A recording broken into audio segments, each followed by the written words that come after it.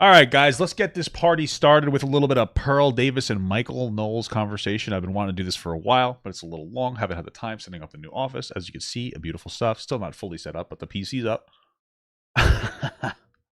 Anyway, I saw a clip on Twitter of Michael Knowles dunking on Pearl, and I thought it was very funny. I'll tell you when we get there. I'll tell you what clip made me laugh. But let's get this party started. You guys know I'm not a huge fan of Pearl or Michael Knowles, but you know what?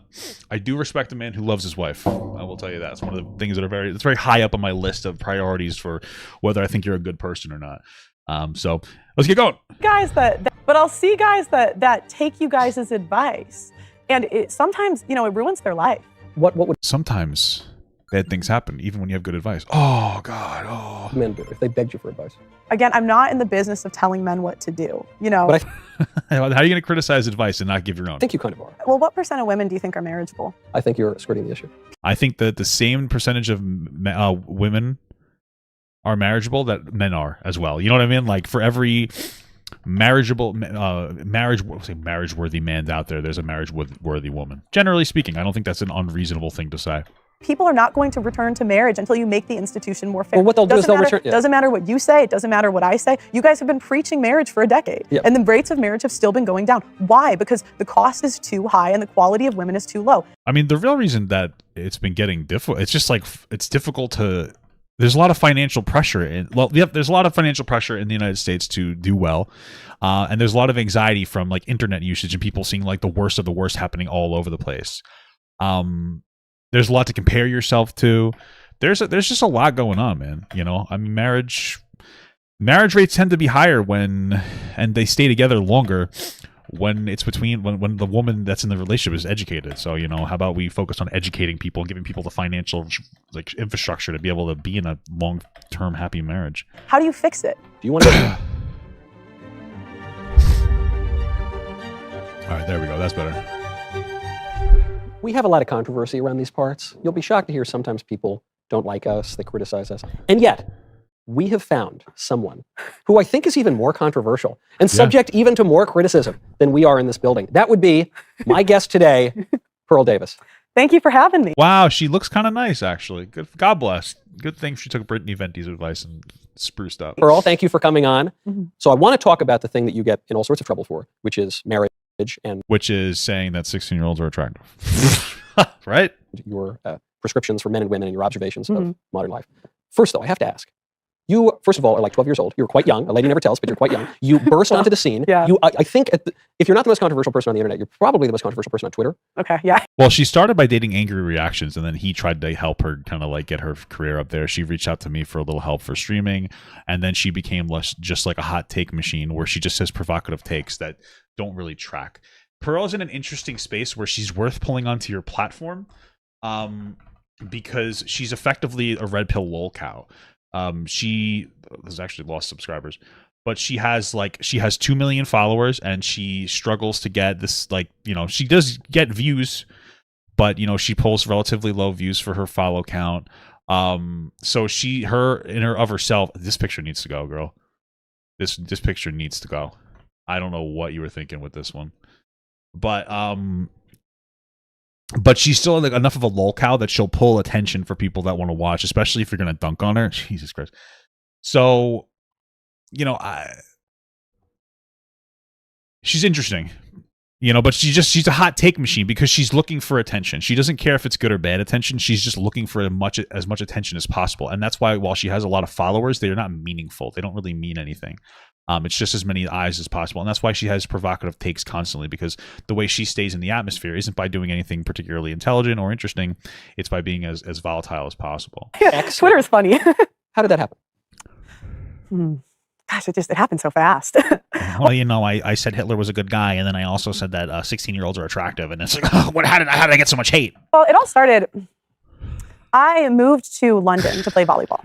Okay. And essentially what happened was I started reacting to red pill content, and I didn't understand why men were complaining about dating. You know, yeah, this was around the time where like she had an issue where I believe her former coach, which was her coach since she was like on like a minor, like it was weird. Apparently I saw this in I think a Jay Aubrey video But he like tried to hit on her when she turned 18, and then she was like, "Oh, that's really gross." And then people on the red pill were like bullying her for it. It was pretty fucked up. I don't know why you would gravitate towards these people. I kept hearing like men complaining about dating. So I ended up doing a panel show where I interviewed 1,000 women about dating and relationships. This is already when she was into red pill, but okay. And I came to the point where I could see where the guys were coming from. Oh, okay. I had a second question too. I wanted to know, why don't men want to get married anymore? You know, I grew up in a 2-parent home. My parents have been married for 30 years. I didn't understand it. The reason men don't want to get married anymore, more than anything else, is because like they haven't seen a healthy, structured marriage. Because men are like leaving their wives and not raising their fucking kids. You know, things are changing in general, but I think both men and women are gravitating a little bit away from traditional values. And we just have to figure out a way to supplement those values with something else. And I came to find out that when men have children in this country, you know, In this country, meaning the U.S. in the United States, you know, they're not legally entitled to their children. That's not true, but okay. And I think it's the biggest issue that There's definitely a disparity. Women tend to get more rights over their kids than women. Women tend to get more rights over their kids than men. But then also women tend to want to be more available to that responsibility than men, you know, and a lot of that's because like when a baby's in the womb, you know, or fetus or whatever, that's more of a person to the woman carrying the baby than it is for the husband that's outside. The bonding period for a man and his child are after the baby's born. A bonding period for a woman and their child is inside of the womb. It's where it starts. So we're facing right now. Single mother homes, they lead to school shooters. You're more likely to commit crime, Sure. drug deal. Every problem in society comes from single mother homes. And so, you know, what single mother homes also come from other societal problems like lack of education, lack of finances, etc. Sure. I found is that men are not getting married not because they don't want relationships, but because they fear divorce. And divorce rates, I guess it's not that divorce rates are Maybe. skyrocketing, in part because fewer people are getting married now. Mhm. But you observed that divorce is, one could say, is at the very heart of the political problem, because marriage, the family, is the fundamental political unit. So you crack that up, you're going to crack up society. Yeah.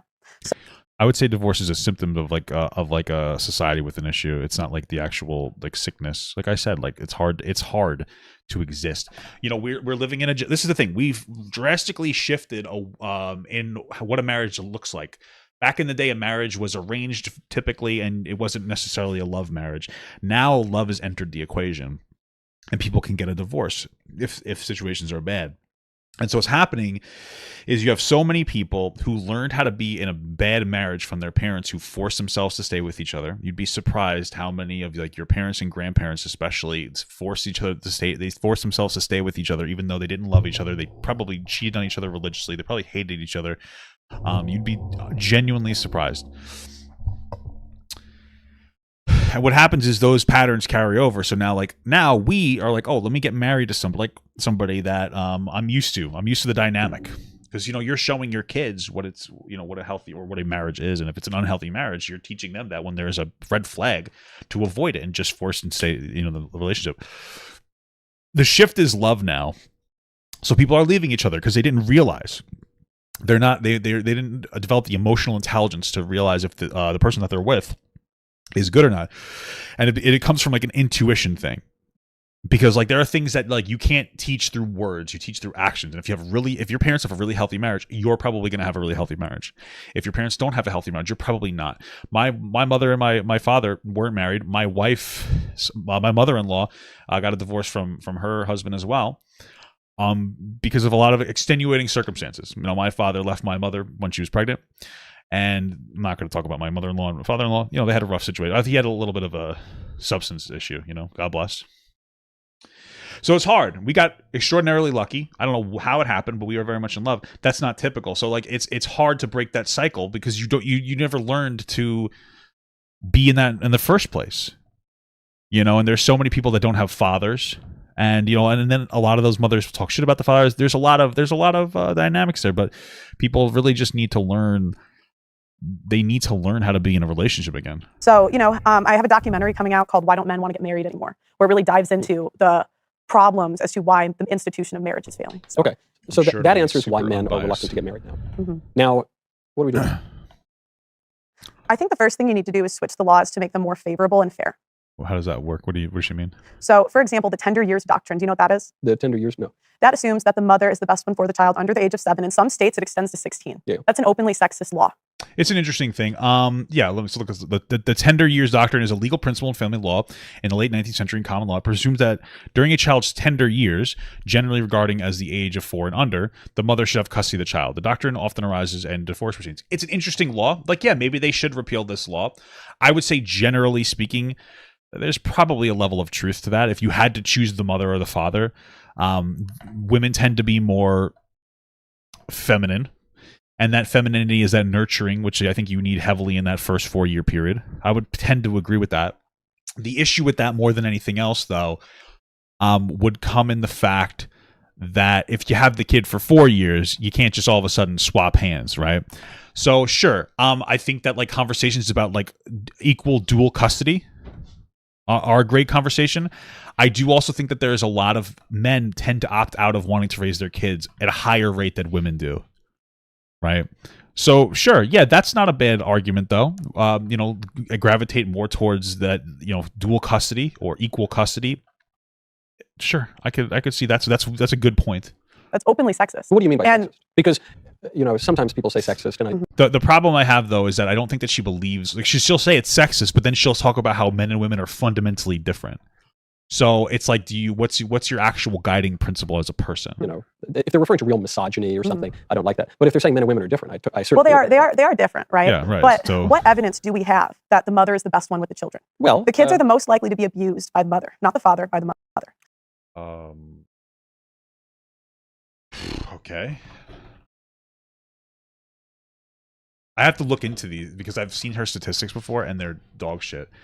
Perpetrators of child abuse are more likely to be parents of the child rather than a non-parent. Okay, I'm trying to see what is she stating? Are mothers or fathers more abusive? I mean, I would imagine that men are more physically abusive and women might be more emotionally abusive. The problem I have with this statistic is, does it take into account if we have an uptick in single mothers and the father's not in the household, then I imagine that the father can't be abusive because he simply doesn't exist. So what is it that she's talking about? It's a little unclear because for starters, as you just acknowledged, the children are much more likely to be with the mother. Not only in the case of divorce, but also in the case of a married couple, daddy's at work. But why? Why? So the way the laws are set up, it punishes men for being traditional. If you're a traditional, when I say kids are more likely to be what does that mean? with their mothers, I just mean because even in a traditional family, right. Daddy, am off at work right now, and mommy is home with the kids. But yeah, so what's your point with that? My point his point is that, like, just generally speaking, kids are more often with their mothers based on traditional household roles. So if you were to get a divorce and the father was, let's say, was still a good father, the father would typically be working more than the mother. But yeah, is that and the statistics are a little unclear about this. There was a number from HHS in 2009 showed that women are much more likely to abuse or neglect their children. Mm-hmm. There's another number from last year from I think it was the National Child Abuse and Neglect Data Set or something like that, which found that it's a little closer to equal. Women still have a slight edge on abuse, but it's close to sexual parity. But then when you factor in not the biological dad, that includes stepdads, not the biological father. No, that's biological father. No, it is. Which data set are you referring to? Well, they've done comprehensive studies over the last 100 years. But so, what do you mean by they? Like, I'm referring to a very specific data set. Okay, go ahead. So in that very specific data set, that would contradict the 2009 numbers from HHS, but nevertheless, it would still. Can they show us these? That would be nice. Still prove your point, which is that the women are slightly more likely. But then I guess my point is, right, the women in marriage and outside of his point is that the women are more exposed to the kids, so they have more of an opportunity to be some form of abusive than the father. And in a traditional household, the mother is taking on more responsibility, which would tend to lead to the mother having more issues with the kid, whereas the father's traditional role is to be making money.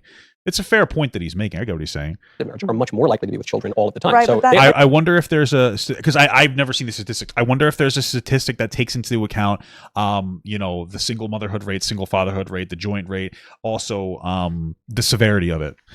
The severity of it would also be something to look at. Yeah, but you would see the abuse numbers go down as women have spent less time with children. So in the last 50 years, women have worked more. You're saying that children are more likely to be spent less time with children. Are much more likely to be with children all of the time. Right, so you would see the abuse numbers go down as women have spent less time with children. So in the last 50 years, women have worked worked more. Hold on. No, we wouldn't see that, because if the woman is still primarily responsible for taking care of their kid and also working, you would see the abuse numbers actually go up, because the traditional motherly role has expanded into having to take on part of that fatherly role of working as well. So there'd be additional stressors. So you'd probably see more abuse. You're saying that children are more likely to be abused in a traditional family with mother and father, or you're saying single father and women single are mother? the most likely the ones to abuse the child. And even if you think abortion's murder, right? Yeah. So 1 out of 3 women's had an abortion. I've seen some numbers that say 1 out of 4, but the point is still the same. If 1 out of 4 men committed murder, we would all be. Though, I mean, All right, she's just kind of yapping. abortion is murder, but also, like there's a lot that goes into that, because there. And so I just couldn't. Sorry, go ahead. Well, when we point to an issue like abortion, obviously, that's that is murder. I'm trying to. It's not murder, but I'm trying to see. Are these like father only, single mother, single father? There's so many going on. I need to look at the statistic. Thank you so much for the $2, Jack Esposito. Hey, Papa, I'm at work. 15th Street, Guapito. Incredible. Not only morally synonymous, it's the same thing. But then also, the male abortionists are involved in the murder. The male legislators who pass. If I hire a hitman, I'm still responsible. Sure, but so is the hitman. He goes to jail too. Right, but there's far more women that are hiring a hitman than men performing the act. I would have liked him to stay on. Well, I guess in every abortion, it's a woman who's procuring one. Exactly, right? that's my point. And so my point is that law is openly sexist. It's sexist, but men and women are different. So shouldn't it be sexist? Meaning, when a little baby calls out, a little baby is calling out for mommy, not daddy. Now, I'm not saying this is good. I think divorce is unacceptable in pretty much every circumstance. But if there is going to be a divorce, it would seem natural for a little baby to be with the mother rather than the father. Even if you look at infanticide, it's almost unheard of for men to ever commit it. It's almost 100%. Yeah, because the men aren't taking care of their infants the same way that women are. She's okay. 100% the mother. Well, that's my point. That's contradicted by one study. I don't think it's right. So like here, I'm looking at statistics, and I'm really trying to get through this because I don't know. Here's the thing: we got all these statistics about the perpetrators of some kind of abuse. Mothers or fathers more likely, right?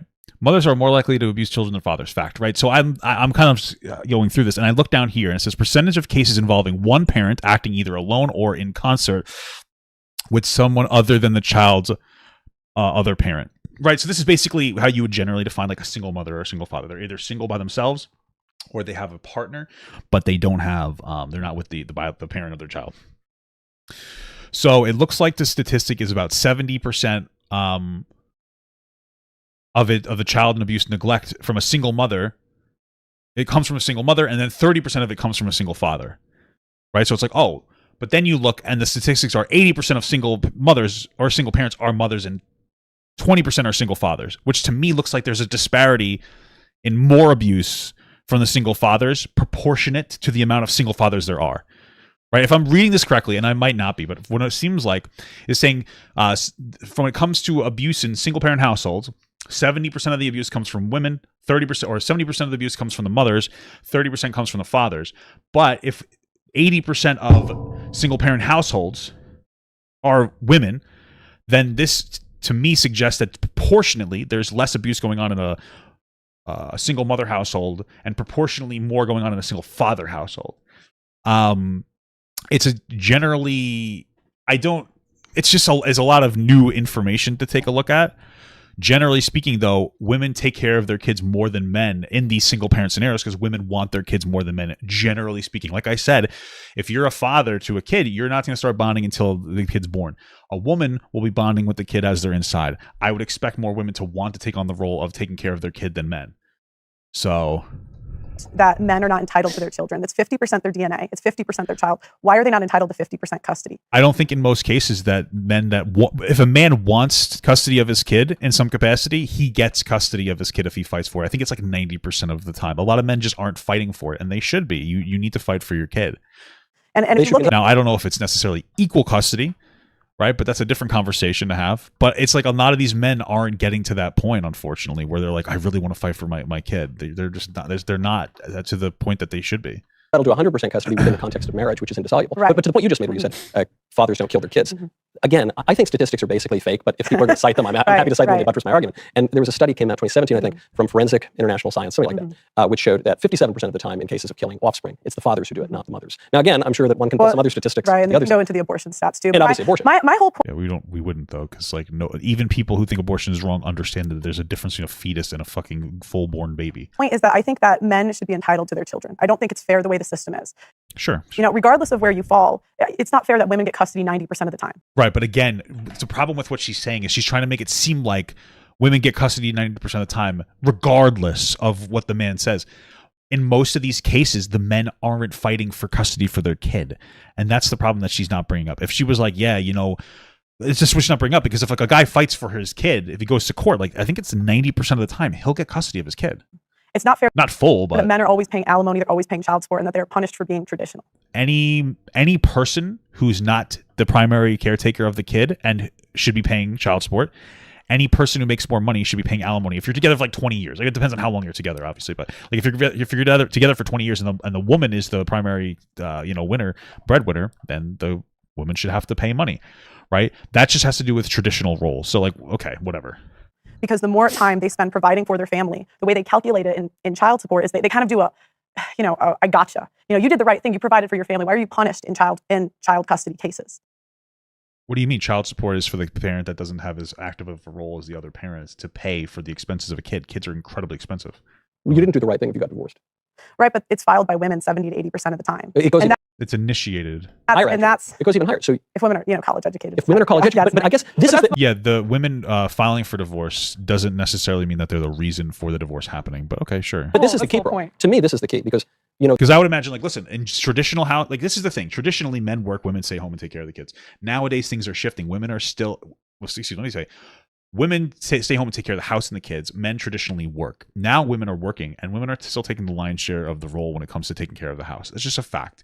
So if you're a woman in a situation where you're getting up, you're going to work, you're coming home, you're taking care of your kids, and you're taking care of the house, and the guy's just getting up and going to work, even if he makes more money, your resentment's going to harbor more extremely. Additionally, as a man, if you're unhappy in your marriage and you have somebody who's basically caretaking for your kids in your house, and you have a different relationship with sex, you're not going to be the one that's going to be inspired to initiate a divorce. Why would you? You can just go cheat. It's easier for men to cheat because men are less emotional. So a man could just be like, yeah, I'll just go fuck Becky at the office. It's not going to mean anything to her. Meanwhile, your wife is the one that's taking care of the house. She's fucking working. And she doesn't have the same relationship with sex, generally speaking, where she's like, oh, I'll just go have sex with some other guy. It's a more emotional scenario. I'm not saying men don't love. I love my wife very deeply. I'm just saying as a man, I can have disconnected sex easier than women can, right? So there's so many like moving parts in this. Ultimately, it's like keep putting in the effort for your relationship. So the liberals love to say, see, college-educated women, they favor liberal policies, which is true, but I don't think the college education signifies a particularly strong education. Okay. To me, it's clearly a sign of liberalism. So then, I don't mean to blame the victim here if I'm talking about the men, but it would seem. Marriages are more stable in relationships where women are more educated too. So I guess they are initiating more. Proportionally, but their marriages are also more stable. So part of that's probably has something to do with having more financial infrastructure. Me, if you don't want to get divorced, not marrying a liberal woman is a good place to start. Mm-hmm. If the more liberal women are, the more likely they are to divorce. That's not what's being said, but okay. It's almost like a truism, right? It's like saying the more likely a woman is to support divorce, the more likely she is to divorce. Mm-hmm. Well, then why would a man marry a woman who would support divorce? What percent of women do you think are marriageable? What do you mean by marriageable? No tattoos. No. Okay. I don't know what the tattoo has to do with anything. Incredible. I think that it's the same for men and women. No debt, not overweight. Everybody's going to have debt. Everybody's overweight. Nowadays, everybody has debt. Everybody's overweight. What? Doesn't openly hate men. It's not the majority, Michael. What's the number? What? These are confirmed by an actuary. It's less than 5%. Which actuary? What are you talking about, Pearl? Everybody has debt. Like school debt is debt. It's not bad debt. A car, if you have a car, you probably have a car debt. If you own a house, you probably have house debt. Most people in the United States are overweight. So why would they disqualify a woman but not a man? I don't understand. Like, it's fine to be like, hey, what percentage of people do you think are qualified for marriage? That's a fine question. But then when you're like, yeah, well, it's kind of fat. Yeah, there's a lot of fat men too, and fat men date fat women. Generally speaking, people stay within like their own, we'll say, sphere. So what the fuck are you talking about? Sure. What study is It's called It's a World Without Men. It's a study, or it's a blog, or a book, or what is a world? It's a book, and they go through the numbers that are confirmed by an actuary. So I saw that book. But you know this, Michael. Even in real life, you go on the Whatever podcast. Yeah, yeah. You see Fresh and Fit Miami. It's not like they bring on literal OnlyFans whores. That's not a representation of women. I've interviewed 1,000 women. 1,000. Yeah. I've interviewed Christian women. I've interviewed Catholic women. So I saw that. And I've been on the other side of divorce. Yeah. And I've seen men that did the right thing. But you got divorced? Skeptical of your number here because look, I'm not. It's a crazy world. The women have crazy colored hair. They have tattoos. They do crazy stuff. But I saw that book. Maybe you had mentioned it, or someone on the internet mentioned it, and I didn't know, was it a study? Is it a this or is it that? And it's this book by a blogger who does not really. No, he's an economist. So I read the book. I hate to be. I would encourage people to take a look at the book. I open up the book. The first sentence of that book, there is one mistaken quotation and 3 grammatical errors in the first sentence. And then I looked for the 5% number. The 5% figure appears nowhere in the book. So That's funny. Michael's fucking rolling her. Again, I'm not saying that the world is teeming with women who are traditional and Right. Would you agree it's the minority? who are marriageable? The minority. Even if we look No, at just overweight, I 70% of 70% of women. Sometimes I think you guys are so out of touch. I don't think This is the problem that I have here, is that Pearl has no real world experience with anything. You've never been in a stable relationship, so you don't even understand the warning signs. So you can't even give relationship advice. You can't really talk about this topic in any meaningful capacity. What are you talking about? And I find it so interesting that you're harping on women. There are men that are just as unmarriageable as women. Men and women are both growing up slower in our economy and in our society, because one, we live in a Western society where things are generally like better qualities of life, and you don't have to face the horrors of the world as quickly. But also at the same time, like, there's less money going around, there's less house availability, there's less decent jobs, so people can't move out and they can't take that next step for responsibility. So everybody's extraordinarily immature for where they should be. Like, even me, I had lived with my mother for a very long time because, like, it's hard to fucking move out, Like 70%. You want a fat wife? Like, come on, no, guys. This is what you're telling men to sign up for. Well, like, men, like, hot take, men aren't that upset if they have an overweight wife if they're the same level of overweight. Like, what are you talking about? what I'm telling So, I guess what I'm and telling that's my point. It's not the majority. And when is the last time you dated? Like 10 years? You've been A long married for a time. while. When's the last time you dated? All you do is thirst after fucking black cock, and you don't get it, so I don't really understand. So sometimes you talk, and I just think you're a bit out of touch with You're saying current I'm dating okay. market. No, that's fair. You're saying That's not fair. She's a very emotional person. She's instantaneously, when she's getting debunked on what she's saying, like, she brought up some book that, like, apparently is incredibly unintelligent. She just like resorts to, like, personal attacks. Oh, you're just out of touch. You're just out of touch. It's the easiest way to just tell somebody that, like, you're out of touch of what? Because they haven't, like, what are you talking about? It's just a way to instantly discredit your argument without it being intelligent at all. saying 'cause I could never say this- swiped. I never did any of these things. Correct. that And other I'm people saying I've interviewed 1,000 women. I could give you examples in real life. Who cares? There are there's billions of people on the earth. You interviewing 1,000 women is meaningless. And she's been saying this for like a year. What, have you interviewed no more women? I don't understand. You interview OnlyFans whores. You're part of the fucking red pill sphere where they just take on trash shit women that want to plug their OnlyFans, and then you're like, see, women are bad. Because regular women are very rarely going to want to go on your podcast, because, like, what's the point of going onto a sexist podcast full of a bunch of men that want to perpetuate a fucking male victim complex? Like, losers. Like, red pill guys are legitimate losers that'll never be happy in their life because they don't know how to respect women. And people like Pearl play into it because they don't respect themselves. They too. I mean, that's a ton of people, Michael. Sure. So Sure. Actually, a half ton of people. 1,000's a half ton, Pearl. I have no doubt that Yeah. the dating pool is difficult now. But and the problem is that the state is the legal enforcement arm. that's by definition. Correct. So there's no way for a man to get married in 2024 without being entered into the state contract. But that's always. And so, Well, that's how it always is, no? I understand, but I understand men's hesitation when the quality of women has gone down. But what if- I don't tell men not to get married or, like, what to do. I think every man has to decide for themselves. But I don't think you're going to win a lot of support. Or I think you have to understand the problem in order to come up with a solution. Yeah, here's your problem. Stop dating OnlyFans. If a woman has an OnlyFans, you probably shouldn't date her. I'm sorry to the ladies who are probably perfectly nice and do OnlyFans, but you're probably, there you go. That's significant advice, ironically. So you are telling men, at the very least, you're observing that it is not advisable today in 2024 to get married. I would say that every man has to pick for himself. But I think Wow. objectively, if me and you sign a contract and one of us is paid to leave, you would never sign that business deal. You would I did never sign the it. business deal. But it's not as simple as you get paid to leave. So if you get married, so this is generally how it works, is that when you get married, generally kind of speaking, especially if you do a prenup, whatever you kind of owned before the marriage is your own, and then whatever you accrue during the marriage is split between the two. Okay, so if you're together for a year, there's really not going to be anything to split, right? If you're together for 20, because that's what we're talking about. We're not talking about, oh, I was married for a year. Together for a decade, you've done a significant amount. Like, let's say my wife and I have been married for, I think, 3 years now. Yeah, this is our 3rd year. Let's say after 10 years we get divorced. I'm making more money than my wife right now, probably twice as much, if not more, right? I will make more money. Let's say in 10 years we have a couple of kids, and she's not working, she's staying home, and I'm doing my job, and we get a divorce, and she, like, and things split. We'd probably do dual custody because we're both, like, we'll love our kids. But let's say that happens. Yeah, of course she's going to get more alimony than me because she put her life on hold for 10 years in order to take care of my kids. And that's like a social contract. If you decide for 10 or 20 years that you're not going to work or you're not going to push in your job, That's a big responsibility to stay home and take care of kids, or to like be the primary, the person who takes care of the kids. You're putting your life on hold. So like, let's say you get married at 20 and all of a sudden you're 40 now. You put 2 decades in. You decide not to go to school, not to go to college, not to climb in a career job. You need to stay home and be the primary responsible party for your house and your home and your kids. That you've stopped your life from advancing. Of course, the other person who was able to push in their job and their career should pay alimony, regardless of whether you're the man or the woman doing that role. So it's like, it's just, she doesn't take any of these things into account. She doesn't care. She never does care. It's a male victim complex. That's all this is. There's nothing intelligent in the conversation to her. All it is men are victims. I need to pander to men because it's what makes her money. She can't make money any other way. She's got no other skill set. And she just continuously panders. I did, right? If you're saying that's the state of marriage now, I did get married, therefore I did sign it. Okay, well, congratulations, but I think a lot of men are going to be hesitant to do that. Okay. And you're saying it's rational for them to be hesitant. Yeah. It's rational for anybody to be hesitant when it goes before getting into a marriage. So you're saying it's advisable? No, not advisable. But rational. Every man, like, okay, I'll give you an example. I'm not here. I think men have had enough of women telling them what to do. I'm not telling men to do anything. It's so funny because this is the literal first time women are telling men what to do. This is the first time, like, women getting rights was the first time women were able to tell men what to do. That's all it was. Now women have to work. Sucks for you. I bet you wish feminism wasn't real. But now that women have the ability to work, they have a stake in the game, and they have the ability to set more boundaries.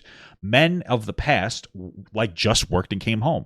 They weren't like emotionally, they didn't emotionally attend to their kids, et cetera, et cetera.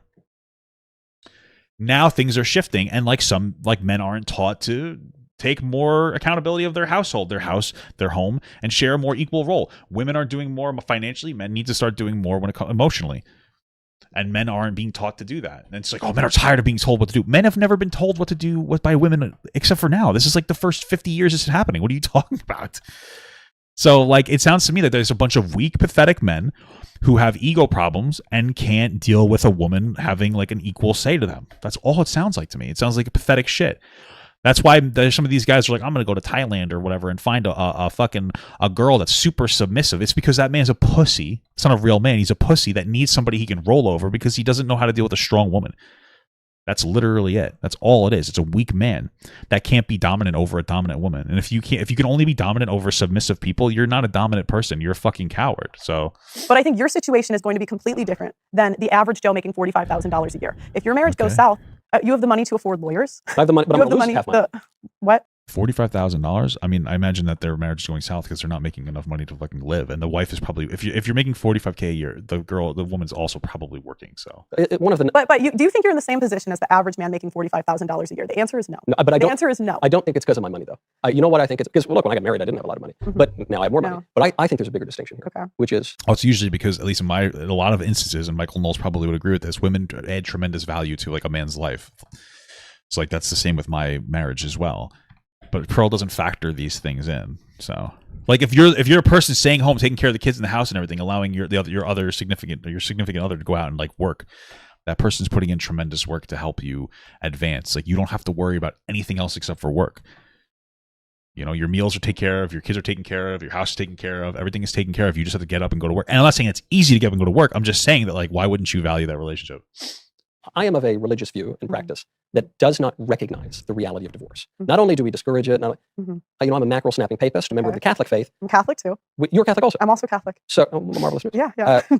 We do not. Catholics are not immune to divorce. I have seen it. I've seen people getting married for this. Well, Michael Knowles is just saying, because Pearl's been doing this a lot. She's kind of like rambling, but he's saying is that he has a very traditional view of divorce, as like he's a very religious person. So like it's not an option for him, and like psychologically, that can be a good thing in some instances. It's not good if there's abuse introduced, but like generally speaking, if somebody has a decision to make and they're forced to commit to the decision, they're happier with the decision that they make.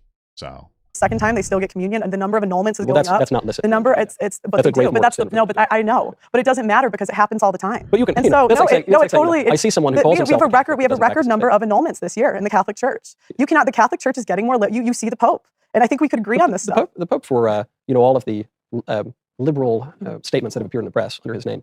The Pope is generally pretty good on matters of sex and marriage. He's pretty clear. when you say, Catholics get divorced, it has happened. There's a Well, distinction between it's around. I looked it up before this. It's around 25, 35. So that's how, yes. It's around, yeah, it's around 35%. So that's the not a national small average. percentage. What's the national average? Like 45% roughly. Mhm. So, Well, 2024 it was 50. okay, So I know everyone splits hairs. So his point is that like disproportionately, there's exponentially fewer divorces between more religious people, and that's the point he's making. Over like the 5-10%. But Well, like, call it regardless, 50 it's not small. So what that means then Mhm. is that if you're a man, and I totally grant that dating pool's tough and the economy's tough and Okay. the divorce courts are terrible and divorce laws are terrible. But they should sign up anyway. Well, yeah, no, before we even get to that, Okay. one way to mitigate one's risk in marriage of divorce would be to be just any old Catholic, right? Because you then reduce the likelihood of divorce by 16% immediately. 16 percentage points. Well, it's more than just being a Catholic. I mean, you also have to be somebody that was very devout in the church, and you have to find somebody that was also like-minded to you. It's a lot more than just that. That's like an entire culture thing. I would say, but yeah, sure. Much more than 16% from the 50% number. So then, what if you're a Muslim? Okay. Divorce rates among Muslims, even a little lower, 30%. Okay. Divorce rates among Orthodox Jews, 30 is low. There's a lot of different kinds of Jews, but it goes down to as low as 10. And then you get down to a little more of the old school Catholics, which is kind of how I practice. There aren't great numbers on it. Do you go to Latin Mass? Traditional Latin Mass, Okay. the like. Yeah. That's a lot of patience. It's but frankly, I find it. No, it's good. It's good. Latin Mass is a little better. It seems like it goes faster than the shorter. No, it's a little bit better in the Latin Mass. I'd agree. But when it comes to divorce, the numbers are a little sparse here. It's like 5 to maybe 10%. But the problem is with most of those stats, most of those studies were done before social media. Anyone that dated before and after social media knows it completely changed the game. Not completely. The biggest way that social media has changed the game is that like there's more comparison. So now, back in the day, you'd only really see people that were around you. Your town is probably the same level of attractiveness as you. If you live in fucking an ugly town, you're probably ugly, and everybody there's ugly. Honestly, maybe you see somebody cute on TV. That's pretty much it. Nowadays, there's constant comparison everywhere. People are showing that my life's amazing on social media, even when they're fucking miserable. You think by comparison, you're doing so much worse, etc. A lot of it is like a mental interpretation of what's going on that's distressing people. How do you mean? Well, women now have access to men anywhere. And cheating and goes like dating, the number one. It's so stupid because like women are like, it doesn't have to be like women are cheating. It just has to be like people are comparing constantly, and it's weighing down marriages. The way people are meeting under 30 is dating apps. No. This is a completely different dating marketplace than when you were dating. Though I guess, and that's my point. When I was dating, there's no Catholic woman in divorce court. Women will throw out their religion very, very fast when they want to leave. You cannot pray a woman that wants to leave you into not leaving you. I think don't the statistics I just cited show that you can? No, but the problem with those is they include women over a certain age. The women under the age of 35 You're saying have been on. Yes, it's completely different. Yeah, I don't know. And I think you can't really deny it with what you've seen. You go on whatever podcast. Are those the same women of our grand? Dude, you can't go on a fucking whatever. The problem is that like once she starts talking about red pill podcasts, there's no reason to listen to her anymore. The red pill podcasts are and this is how pretty much any podcast is, but they're looking for sensationalized information. They're taking dog shit morons onto the like whatever podcast. No shit, they're gonna be fucking dumb. Like you see there's this huge problem going on. Let's just take this anecdote of a small podcast with why would I take that anecdote? Those women are on there to plug their OnlyFans porn. That's it. Grandmothers and great-grandmothers. My wife in the chat said, I feel like Pearl would be part of the KKK, but have a nice black man to try to keep her happy. A black man toy to keep her happy. Oh my God, that's probably true. She does seem like the kind of person that would do that. Yeah, for sure. Grandmothers, no, it's completely different. There's not a ton of Orthodox Jews and traditional Catholics on that podcast, but and perhaps there's a reason for that. And you got to ask like the reputation. What's the reputation of Catholic girls? Well, what do you mean? I mean, again, that's my point. My point is they have if there was an abundance of wives in church, Michael, the men would be lining up to go. But they do. What? The traditional church. Men are leaving the church under the age of. Everybody's leaving the church. It's so she adds gender to things that are genderless. What? 35 young men. Church participation is going down altogether, but young men are leaving the church. But what about the traditional parishes? The traditional parishes. They're exploding, and it's all young people. I mean, the median age is like 22 in these parishes, and it's largely young men. So I totally grant you that a lot of modern religion has become quite effeminate and has driven men away. Right, but I'm saying the Catholic Church is not exempt. It's absolutely not exempt. I've seen a lot of the same trends in the Catholic Church. I guess my confusion is, though, you bring up these statistics, and so then we acknowledge the statistics that show that if one gets married, assuming that divorce is not a sacramental reality, that the likelihood of divorce goes way down. But then when we say that, you instantly say, well, actually now the statistics aren't worth anything because young people are different. Wait, say that again? Sorry. So Wait. we agree that the numbers for Catholics Jews, Orthodox Jews and Muslims, divorce numbers are way lower. And you acknowledge those statistics, but then you say, no, I don't. No, I don't. You don't? Okay. All right. No, because most of those include women over a certain age. Right. You're saying the young people, it's a it's totally different time, Michael. So what is, and that's the same. Well, the young people wouldn't be getting divorced yet because the young people under 30, like, just to be clear, like, you don't, like, I can't imagine, let's see something here.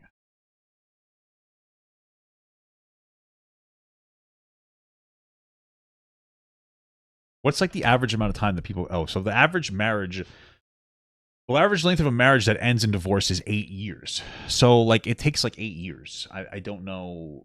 People are getting married around like 25. Like they're not going to get divorced until their 30s. No? Like same thing. Like the time my parents got married in is completely different. So what changed? Other than now they have so they meet on apps rather than at bars, and that's the big change. That's why we can't believe the statistics anymore. Well, the average marriage is 7 years now, Michael. No, it's not. Wait, what? Where's she getting that from? The average is 8 years. We just looked it up, and that's only for divorcing marriages. Wait, what? According to the Census Bureau, the average length of a first marriage is 8 years, and that's typically the time when you'd get a divorce. That's the average length of a marriage that ends in divorce. But an average marriage is, what the fuck is she talking? What? Right, but we've had divorce. Expanded divorce for a long time. We've had no-fault divorce in America since 1969. So, you know, I acknowledge these are, by historical standards, relatively novel, but we're still talking like 50 years, right? More than 50 years. Okay. I don't, I just think a lot of times I hear you guys' advice to go to church and find a good woman. And I don't necessarily... It's not going to work because people are gravitating like away from the church. So there needs to be something else that...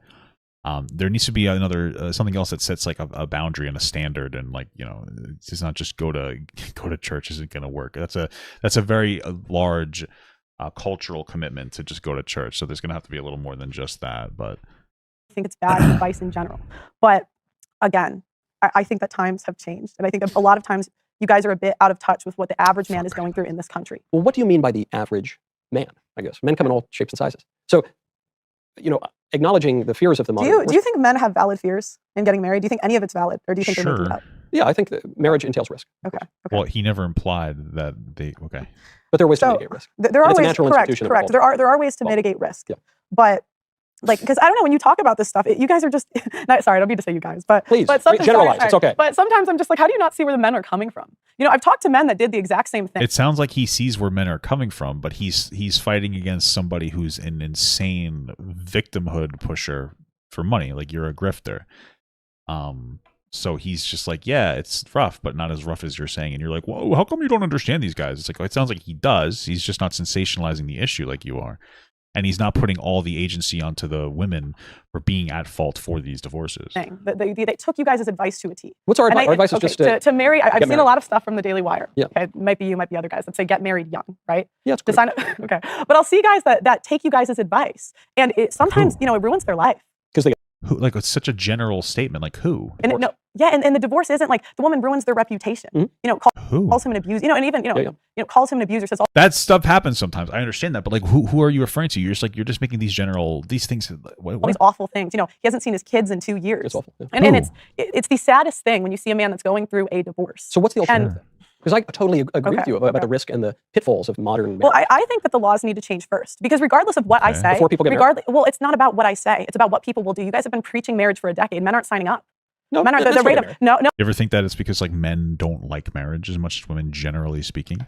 I mean, historically, I imagine that like women would like marriage more than men. Men like to fuck and go out and like fuck. So a marriage that's like you shouldn't fuck anymore except for your wife doesn't sound like something a man really wanted to do so much. Okay. No, but the rate of getting married is going lower. Right, but we also men are getting married. We redefine marriage at federal levels. Correct, we've also had divorce for 50 years.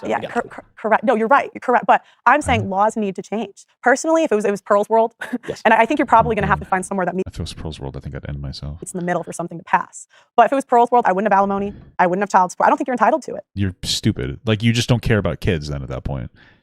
Like, first of all, again, child support is for the kid. The money, if one parent is raising the kid more and has primary responsibility, then they should get more money because they have to help raise their kid.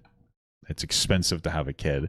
Alimony, if you give up a significant amount of your life to somebody else who is able to be financially more powerful, you should get some money too. You put your life on hold for 20 years so that somebody else, even 8 years, you should get some alimony for a period of time. It doesn't mean permanently, but like maybe you should get, I don't know, 4 or 5 years, some kind of years worth of alimony. Like, it doesn't matter if you're the man or the woman. So, okay. Yeah, I would certainly eliminate. All that does is it just empowers abusive relationships. Because if, like, let's say you're a man, but let's say you're a woman. Let's say you're a woman in a relationship and you make $300,000 a year, and the person that you're with is a stay-at-home husband who takes care of your kids, and takes care of the house and everything, and he's great. And let's say she's beating the fuck out of him or something. How does he leave her? Like, he doesn't have the money to leave her without alimony or child support if like, he leaves and has the kids primarily. So, like, how does that person leave? Like, alimony is not to incentivize divorce. Nobody's getting married for 10 years or 8 years and then going, yeah, I'm just going to do this for about 8 years and then leave. No, that's stupid. And a fucking moron would say that. So, like,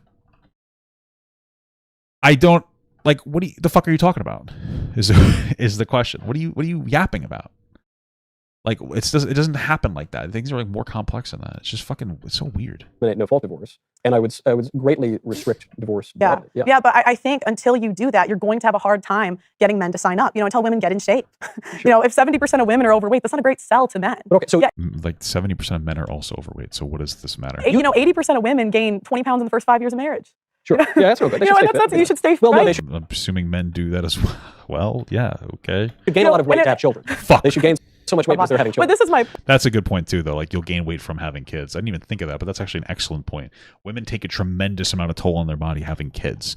I just have to pump a pump and dump in there. But like, the woman is going through like a drastic change. So point, you know, you're not going to appeal to men by shaming them into marriage. I'm not shaming anyone. She just like rolled past that point. She got fucking blasted on that point, and she just kept moving forward. I'm just recommending. But I've heard you guys say things like you're not like a real man if you don't get married. I've heard this from the TradCon. It's not exactly true. Some men I don't think I've ever heard somebody say that. But okay. Called to religious life. Some men are called to celibacy. Right. But the ones who are not are called to marriage. Not merely because it's sort of fun. It's fun. But who's she heard say that? I don't think that's even true. Because it's a natural. That's not like a rising narrative. If you don't get married, you're not a real man. Who says that? Institution. Because men have certain ends. We have certain goals, right? So one of them would be we want to have children. This is not just a preference, you know, de gustibus non disputanum est. This is an aspect of the natural law. Don't you think they should follow their purpose in God first? That is part of their purpose. Okay. No, I don't think so. That's what? I don't think men's purpose is women. I think men's purpose is well, why?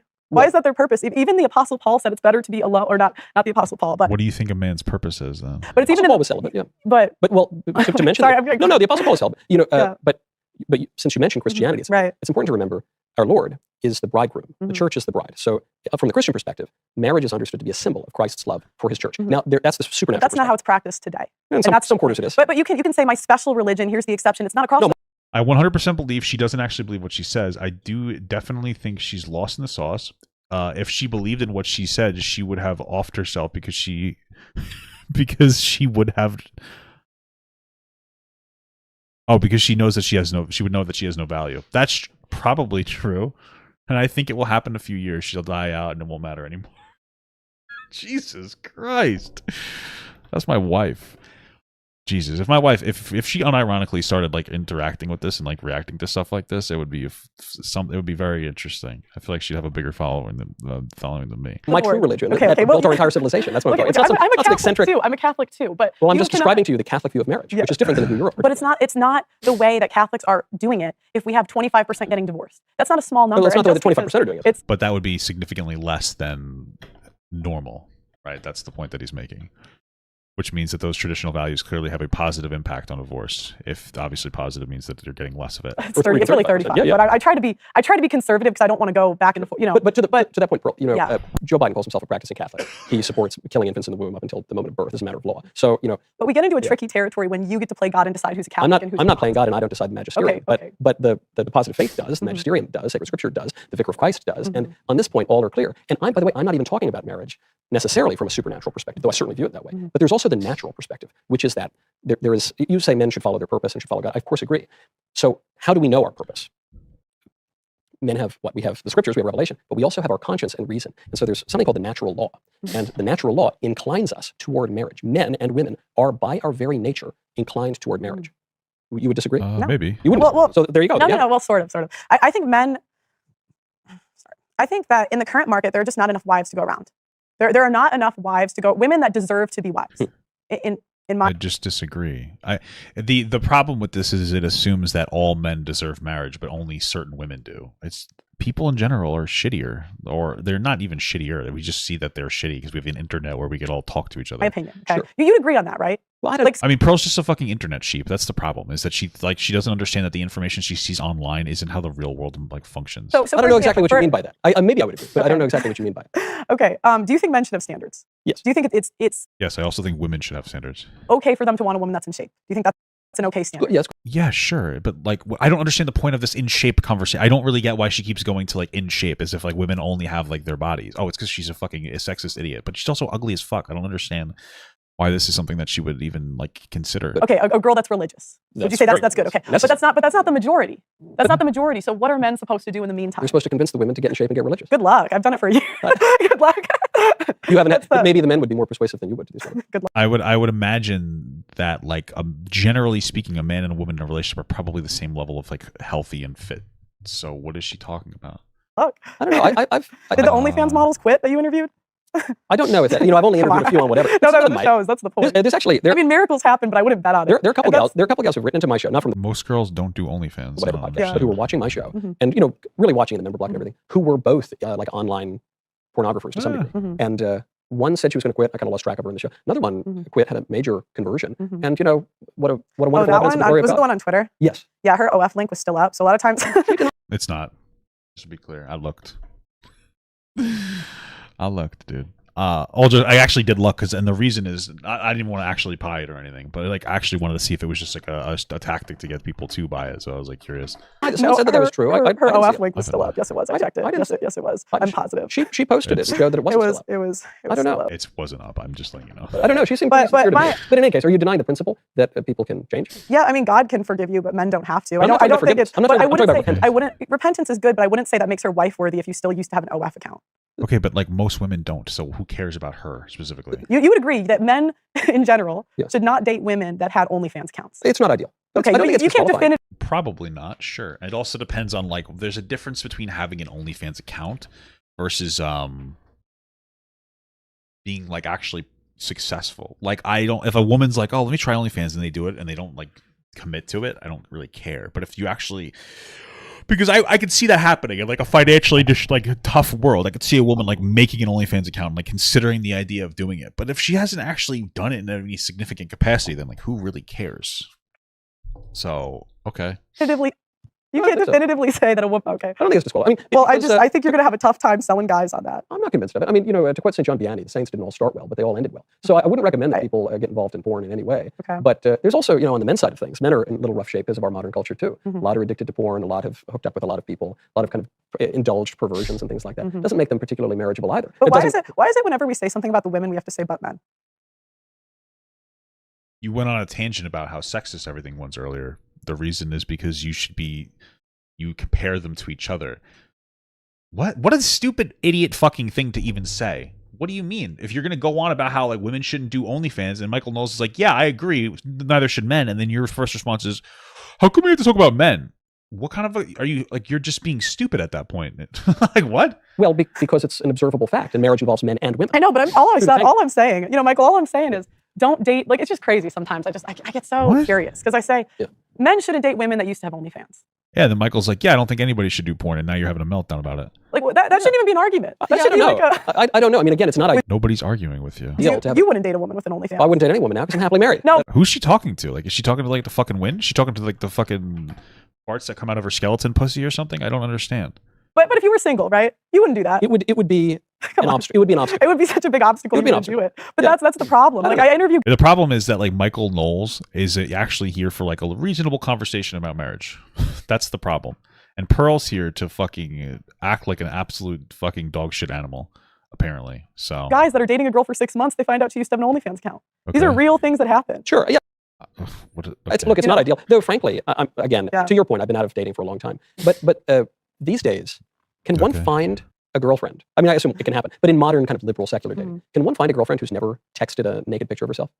I don't know. Don't Oh, probably not. I mean, that's like sexting. It's like it's a thing that everybody does. like women do this all the time now, and then it becomes a big scandal when they get. Yeah, and so I- those women deserve to be wives.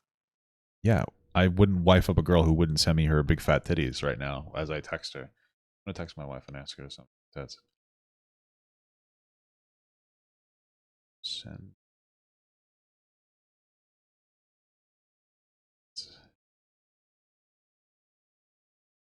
See what she says. I don't know that we deserve much of anything. That's my ought we to do it? That's my point. Is the women of today are not the women of yesterday, and it's become Okay. more and more difficult to find the women that you're talking about, and there are not enough to go around. But you're framing. That's my point. Sure, but you're framing this as a question of who deserves to be married. But Let's just be clear here.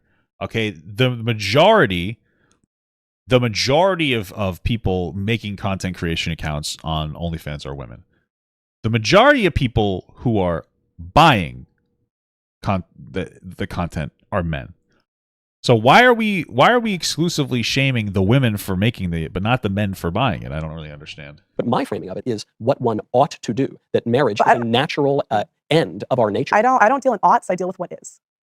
Not what I want. Not what I want the world to. But the is of our nature implies an ought in our actions. But it's not about what we want it to be, Michael. It's about what the world is. I'm just saying how people ought to behave. Cool. And they ought to get married. That's what I'm saying. Okay. Well, her entire conversation is about the way that she thinks that the divorce system should work, and now she's like, I don't deal in hypotheticals or whatever, or what people want. I deal with what is. It's like she doesn't have.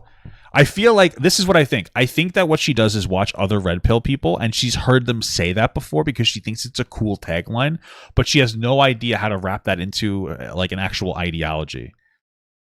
So she's just saying things she heard other people say because she thinks that they're fun little one-liners she can zing up on TikTok. Because this whole thing was you talking about how you would want to change the divorce structure to something better, and now you're like, I don't deal in what could be, Michael. Yes, you literally do. That was the beginning of this podcast, which is implied by our nature, which is the is. Okay. Right. Because at the very least, bro, you would say people want to have kids, right? I mean, if women wanted to have kids so bad, why are they killing them like crazy? You know, Yeah, there's a lot of abortion. Okay. Yeah. Dreadful. But I'm just saying, people in general, you would admit, want to have kids. I think generally speaking, sure. Sometimes they do and they don't. I mean, women aren't having kids like they used to. No, because because in general, there's more financial burden onto people. And of course, women are going to have to put a level of hold onto their lives to have kids. And like, there's a lot of women that want to work and a lot of women who have to work. Women don't, I don't even think most women want to work. I think women like, oh, I have to work to make money. So like, deal with the financial burden of people and you'll see more babies. I talk to women all the time that say they don't want to have kids. People, yeah, they say it's crazy.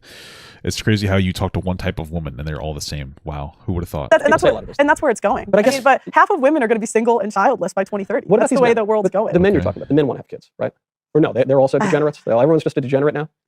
Men want marriage, relationships, and families. Men want that in general. Okay. But there are obstacles now that make it increasingly difficult for men to do that.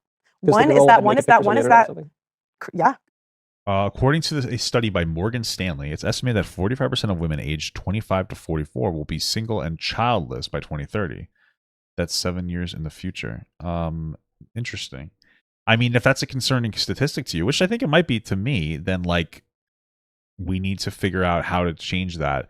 And it's not going to be just like a magical piss whistle. Like I said, less financial burden onto people is probably a massive first step. Yeah, it's really common. So you would sacrifice having children?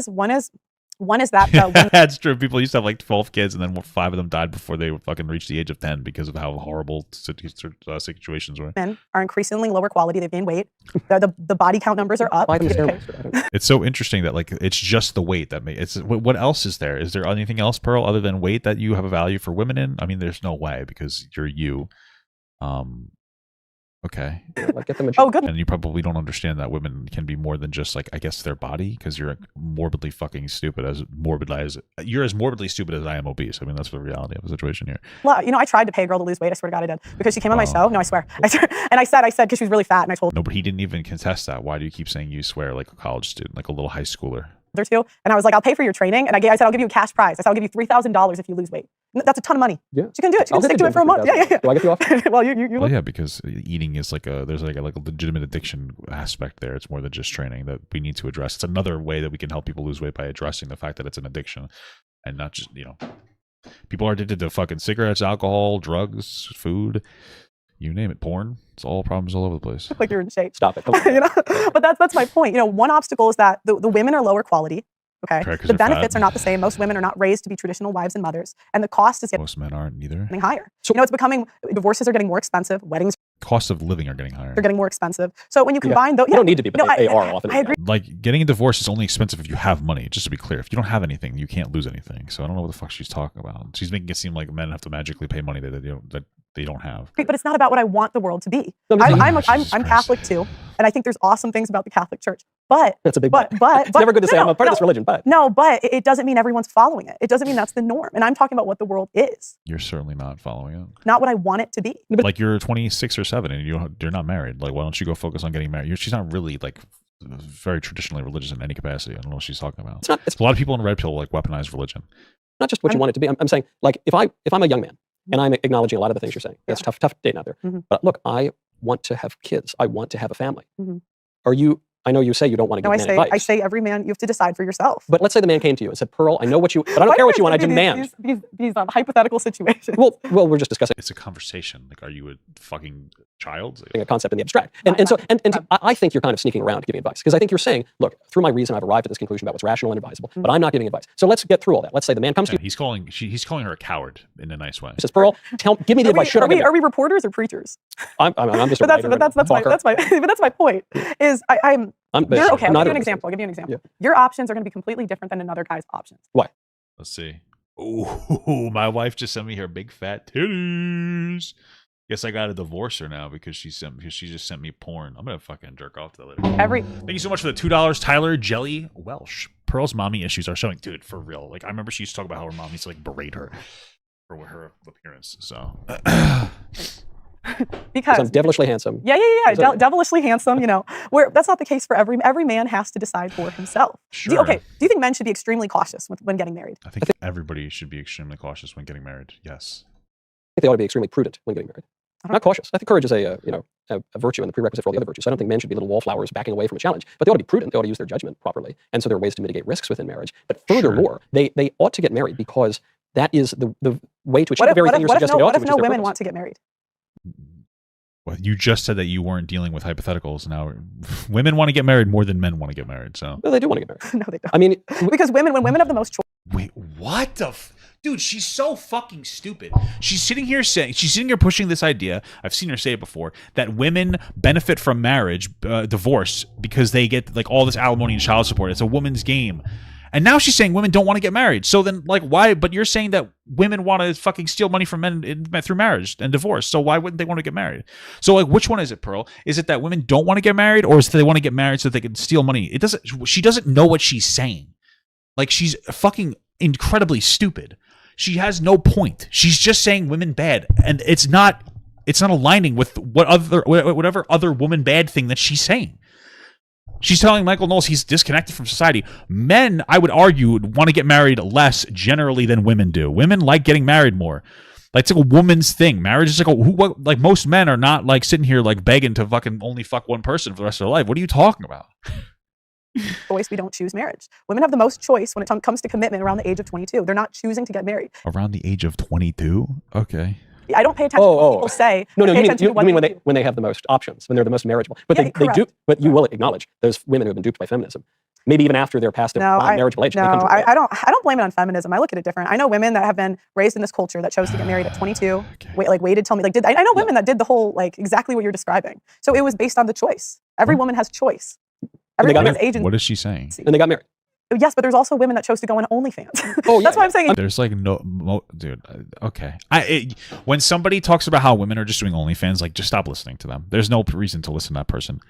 Because that's like the furthest thing from happening. There are people doing OnlyFans. It's not most people or women in general. I'm just saying, I think those women but I'm saying I don't like blaming your decisions on society because at the end of the day, you are responsible for the decisions that you make. Right, but your education is responsible for forming the way that you think about things. There's I just looked up. There's 2 million OnlyFans creators in the world. Okay, there's 150 million or there's 170 million women in the United States alone.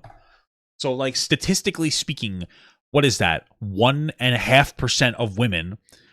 That's if all 2 million of them were in the United States. 1.5% of women are OnlyFans creators. But that's not counting every other country that has OnlyFans creators. So, like, why do you keep talking about it when, like, not even a percentage, like 0.1% of women have, like, created an OnlyFans fucking creator page? And you're like, oh, but women do OnlyFans. Shut the fuck up. but including there's marriage. people in the same education and they make different decisions. When I mean education in the broad sense, meaning how people are raised, which gets to the point of marriage. Like, But I know there's people that that are raised in bad environments and choose not to do that. Everyone has free. Everyone's got free will, Michael. sure, but we're also And 70% of the creators are actually women. So 30% are actually men, which is staggeringly higher than I thought. Staggeringly higher than I thought. So 70% of this 2 million number of OnlyFans creators. There's 1.5 to 2 million. Let's say it's 2 million. 70% of that are women. That's 1.4 million women that are OnlyFans creators. That's it. That's considering how many people there are in, like, there's fucking 7 billion people. What are you fucking talking about? This isn't even close to a normal experience in any capacity. shaped by our social context and our educations. Right, but aren't you're responsible for the choices you make, right? I'm a moral You are, agent. I certainly. am, okay. But I'm more morally free to act the more that I can discipline my lower passions and bring them into accord with my rational will, which is why I'm discussing marriage as a matter of reason. So that, I guess the question you have to ask is, even before we can say whether or not you want to give advice to men, but should they or shouldn't they? What is marriage for? Like, what's the point of it? Mm-hmm. So what's the point of marriage? I mean, it depends. The point of marriage is to be able to have like a stable household, right? The point of marriage for me is to make me a better person. I genuinely believe that men are fucking dog animals. Men are incredible. They have the power to shape the world and move mountains, but they're fucking animals that need a leash. And women are that leash. That's what I think a man is. I think with a good woman, a man can fucking do anything. That's what I think, personally. It doesn't just extend to women and men, if masculine, feminine, yada, yada, yada. I'm not talking about gay relationships. I'm sure that it's a similar structure there. I'm just not gay, so I can't speak to that. Okay, all I can do is speak to my experience. That's it. Okay? Leave a legacy. Have a baby, though. What are you talking about? I think that the point of marriage is, it's to create a union. It's supposed to be. It's for women to steal money. You are submitting to your husband's authority and you're creating a family. What is this? What kind of, dude, submitting to your husband's authority is just so weird. Why? Not for nothing, a man will not respect a woman who submits to your authority. I make most of the decisions in my relationship with my wife, but submission to your authority to me sounds so fucking, it just sounds like you're asking to get rolled over. Like, as a man, I can roll over people on accident. I need a strong personality to push back against me, or I will fucking steamroll somebody on accident. It's just how I am, unfortunately. It's not something I do on purpose. So what the fuck are you talking about? And creating a family. Yeah. Yes. So It's like men don't want that. Like, men aren't going to be truly happy and balanced with somebody that they have full control over. Like, they don't want a fucking child. forming a union Mm-hmm. with certain roles and a structure, and to create a family. And do you think that's how it's being used today for the average person? I don't know. I think the average person's like, oh, I think we're in love. Let's get married. And then it just doesn't work out. For the average person. Yeah, it forms a union. It creates a family. The average marriage is 7 years. Yeah, but It's 8 years. The average. Okay. that's a union. But I think there's more to marriage than you described, but She's talking about like dated statistics, and she can't even like use like a more recent statistic. Apparently, I think that those are some basic. The average marriage is 7 years. it's Right, but they still- it's 8.2 years. That still forms a union and often creates a family. That's what you're talking about, the struggles. of Right, but divorce it's supposed to be kids. for life, I not for agree with now. that. I agree. And that's what I say. It's not about what ought to be. It's about what is today. And right now, a man cannot have children in this country and not be signed up for the state contract. So But that's always been true. I think, but my point is, why can't we change the law? What does that mean? I'm not understanding. Like, you can't have a state. Like, what is the negative to having the state contract? The state contract ensures that man pays child support if they're not in the household, which they should. Anybody should if they're not in the household. What's the contract that's bad? Like, what about the kids? Do we not care about the kids? Laws first. Because we live I know you care about 16-year-olds at least, Pearl. in time and space, and you'll die alone without having had kids and without having Why? the voice of a family. Why? You guys are one of the most influential media networks. We are. And We're very persuasive, very powerful. You guys are. And yet we're not changing the divorce laws. Try as we might. It hasn't happened. No, but you guys barely cover it. I talk about it all the time. What are you talking about? What are you talking about? Like, they talk about marriage all the time. They don't talk about like marriage laws necessarily, but they always talk about marriage. What? about marriage on my show probably every single day. Right, but when we talk about specifics, I was talking about the tender years doctrine. Yeah. It's like even in California, Sure, but if a woman lies about paternity of the child and it's not found out before the age of 2, that man's on child support for life, even though that woman committed fraud. Oh, okay, that's not good. That should be changed. That's not. So just to be clear, if a woman's able to lie, I don't even know if this is true because she's such a fucking bullshit canon. But let's say that's true. That's bad, and they should change that law. But that's not that is generally not an issue that is facing or plaguing men in divorces. Even it's an issue, for some men. It should be changed, but that's like changing that is not going to have probably any impact. It's not a good law if it's true, but she's acting like because this one thing exists, that means that's like this is the problem. That's specifically in California, and it's like doesn't sound like a whole lot going on there. And these are real things that happen in this country. The man is on, if the father doesn't discover that he's not really the father. Because he's acting basically as like a duped adoptive father or something like that. Yeah, again. Because the way the laws are is it goes in the best interest of to the child, which generally means the best interest of the mother. Right, but you don't, bro. It's interesting the way you phrase that. But okay. Yeah, I think that like it makes sense to have laws structured around best interests of the child generally. Sure. You do not need to convince me that divorce laws are dreadful. Right. What you do need to convince me of is that men ought not to be married until the laws are changed. Why do men have to sacrifice their security for women's security? I don't even know what that means. Women have made the choice to leave marriages. Women have made the choice to collect alimony and child support. Why do men need to sacrifice their security for women's? Because it is good for men to. I don't know what that question means. Nobody's getting married to collect I mean, some people are. Maybe Anna Nicole Smith did. God bless her.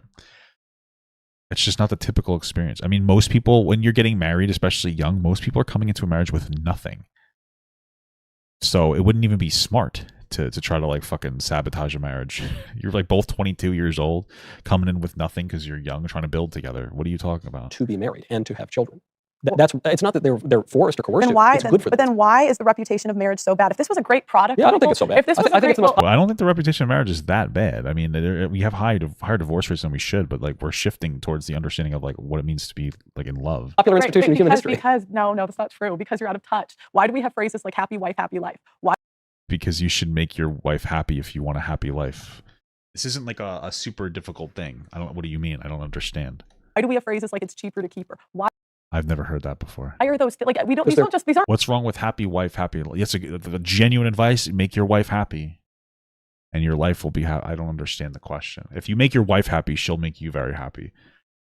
Like I don't even know what to tell you. Like you could sit here. People. I know that people sit here, and they probably cringe when I talk about how much I love my wife. And yet the problem is that like what's going to happen today is my wife's going to come home from work. She's going to probably cook me dinner and like she's going to do disgusting shit to me, whatever I want her to do. Like that's my life. My life is very happy because I make my wife very happy. My wife was sad the other day. She came home from work early and I took her out to lunch. I took her on a lunch date. Okay. So then she fucking vacuums my dick like a straw. Like I don't know, like through a straw. Like I don't know, like make your wife happy. It's fucking an incredible experience. I don't know what to tell you. Like the reason why the reason why I don't like really have a desire for other women, and I used to be in a polyamorous relationship, is because my wife is a fucking degenerate who loves me to death and will do anything for me. So it's like, you know what I mean? Like find a good woman and keep her. Do some nasty shit. That's my advice. Happy wife, happy life, 100%. 100%. Oh my God. It pays off in dividends. Is it that small? Yes. It's as small as a straw. Doesn't matter. She still fucking does anything to it. Nah, it's actually not bad, but not made up, Michael. Men like rhymes. Right, they're kind of funny little jokes about marriage, which is the enduring institution. Right, Popularity of which is tested to by its permanence throughout human life. True? Why do they ring true? They don't really ring true to me. Happy wife, happy life happy wife, happy life is a recipe for a terrible marriage. We agree. Yeah, we agree. But it's okay. I don't know why, but okay, sure. Kind of a joke. I mean, we make little jokes about that. In the Henny Youngman line, take my wife, please. I might use that. But why is that funny? Why is that funny? Because it rings true. Because it's ironic. Quite the opposite. No, right? It's funny because it's ironic. No, it's funny because this stuff rings. Like it's true. You bicker with your spouse sometimes. That's the truthful part. Mm-hmm. The ironic part is you don't actually want to give your life away. Take my wife, please. Okay, well, right. But it's like a meme. Happy wife, happy life is a meme. Like it's just a funny little meme. There's memes for men as well. Like what is it? Keep his belly full and his balls empty. I mean, there's memes all over the place. A fucking meme, dude. You know what a meme is, bro? Okay. It's cheaper to keep her. That's a phrase, right? Yeah. I've never heard that phrase, but okay. It exists because divorce laws are so bad, and that's what the joke is. Okay, so again, if the marriage contract is so good, why do you have to convince men to sign up? If they're getting such great benefits from marriage? Because we live in the reason that we need to convince people to get married is because it's good. It's a good thing. People should get married. It makes you happy. Liberalism has inculcated in people an extreme individualism and an extreme subjectivism that disconnects their actions. And I don't know how much I believe that liberalism has created individualism when a lot of I feel like conservative concepts are very individualistic. I mean, if anything, liberals are focusing too much on society. Like you see it all the time, talking of like socioeconomic conversations about systemic racism, which I think are generally good. But like it's like they're not considering the individuality one-on-one. I mean, conservatives don't want to use fucking paper straws because they don't give a fuck about the environment. You know, these are the people that like conservatives are the ones that were complaining about COVID laws existing to protect people in our society. So like when you say that liberalism is too individualistic, I mean, like you guys are having daily meltdowns about how you had to wear a fucking mask and because like people were dying, and that's a community effort to like generally have a better society that's less, you know, more healthy. So like I don't know I don't know if I can really believe. I just feel like that I don't believe that. If anything, liberals are focused too much on fucking society and not enough on individualism. Maybe I'm like, am I just out of touch? Am I just, I don't know. Maybe I'm expressing myself wrong. Their interests from reason and objective reality and the common good. That's the actual reason. Why, and it's not just pertaining to marriage. It pertains to building up wealth. It pertains to duties that are owed to the family, to the community, and to God. It pertains to all aspects of public life. It's not just marriage, but because marriage is the fundamental political building block, you see it expressed there. I'm not against marriage, but I think sounds like you are. that men, regardless of what I say, because I'm not going to convince the entire country to get married. Like no matter what I say, you don't seem interested in doing so. Because I don't talk about what I want the world to be. You talk about how dreadful marriage is. I don't talk about no. There's good marriages, Michael, but you never talk about them. But marriage as we do it today is not marriage anymore. And I cannot fault men for being cautious. And some men. This is the problem. There's a difference between saying like, "Hey, be cautious," versus like she's putting up like a doomeristic fucking perspective on it. Just aren't going to get married because the laws are too favorable to women. Okay. And I think that's really okay. True, I'm going to tell a story. I want you to not interrupt me. Okay. Can you please not? Anytime. I would never. She's the one that's like interrupting him. What? Interrupt a lady. Okay. So I do interviews of men that have been divorced often. Okay. And there's a guy interviewed, and he married a Christian woman. Okay. Good Christian woman, no kids, not overweight, no tattoos, checks all the boxes. No glaring red flags. Okay. Gotcha. Cool. They have 2 children together. And what happened? And then she gets fat. Was one day he comes home. And she's fat. And when he comes home from work, the wife has filed a temporary restraining order on him. Women can get these just like that. He's kicked out of his house. Damn. No trial, no evidence, no nothing. Listen.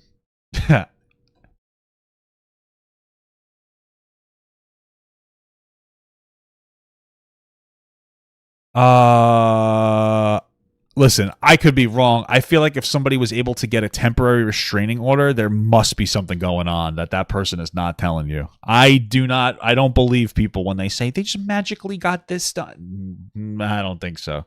Okay. Now he has to wait. It's during COVID. So he has to wait a year and a half to even get to see his children. Okay. And even fight for them. And by the time he gets to court, the mom's been in the kid's ear saying how terrible of a person he is. I just don't think I believe you. I think that you believe this guy, but there's no way you magically got a temporary restraining order and wasn't able to see his kids for a year and a half magically. This is a person that, okay, you're right. Okay. Now they go to court and they say to him, well, you haven't been in the kid's life for a year and a half, even though she lied about the abuse and they figured that out in court. This man. What court? Can you show us the document? What do you mean? How did we know they lied? And I saw his court documents, text evidence that this woman was planning to do this to him. In the year, he still had to pay the mortgage on the house. Can you show us? Does she show us somewhere? He still had to pay child support in that year and a half period. Goes to court. Now, he doesn't get access to his children. He hasn't seen his kids in. Why would he pay child support if it was just a restraining order and not like a legal separation? 2 years, Michael, they live a mile from him. That's awful. A mile from him. He's so stressed out, he loses his job. Because, can you imagine going through that? And he's an average earner. He's not like, because I've interviewed men that make, I interviewed a guy from Texas. He spent $1.5 million on a divorce. He got his kids every other weekend. And these are real things. I guess he made a lot of money. Michael, the saddest thing that you see is a man.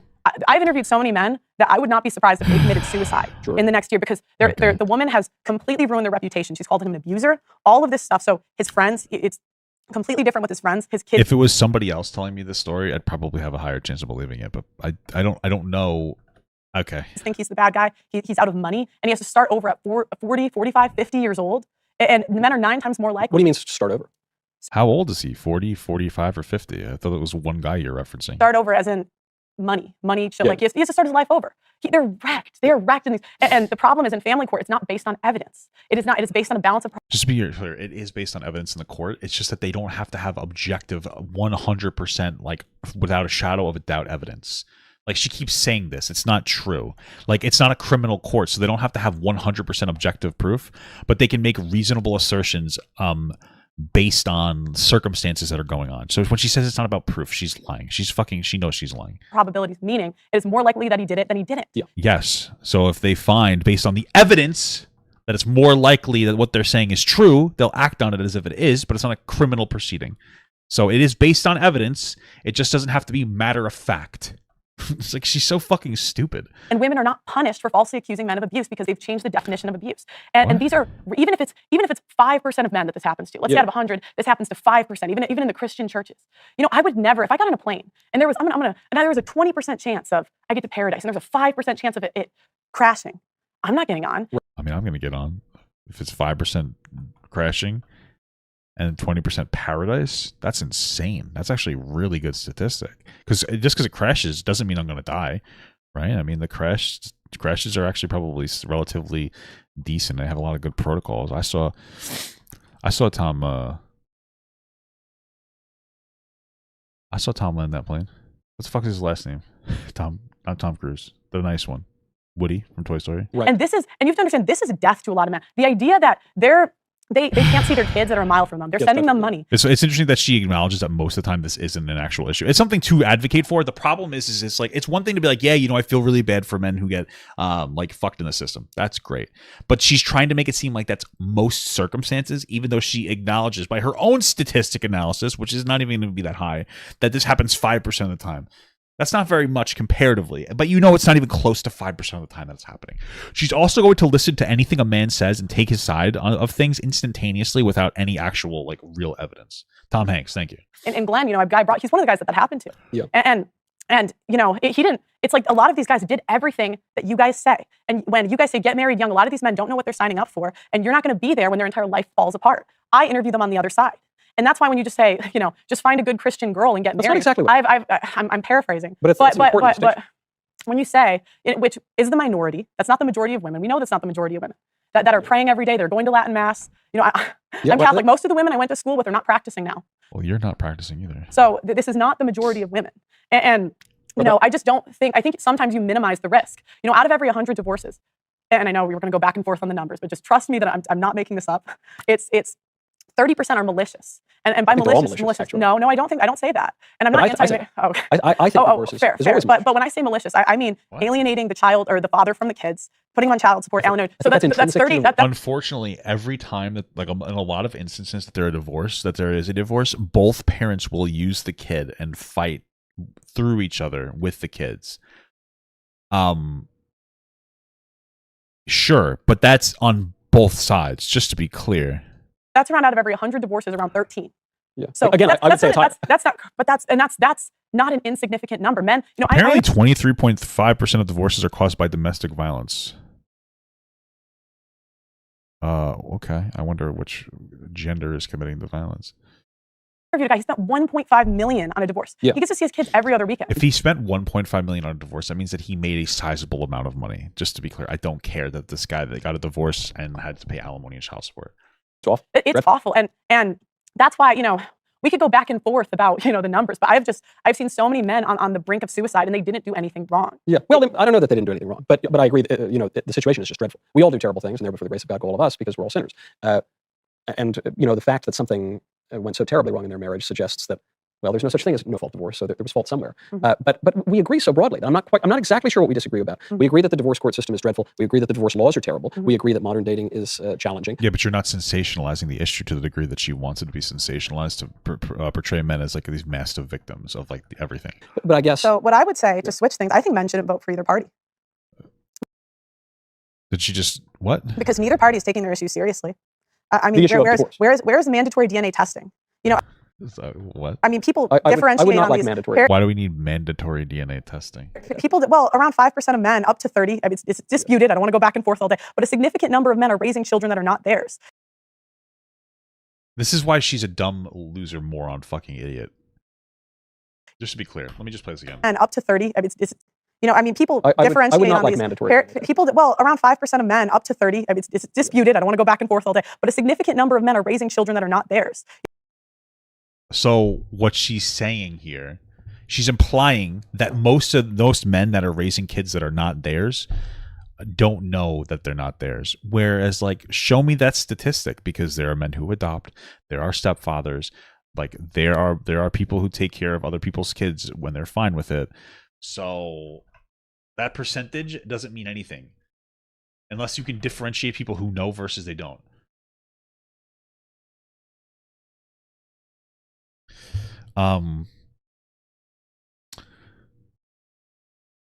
Let's see what this is.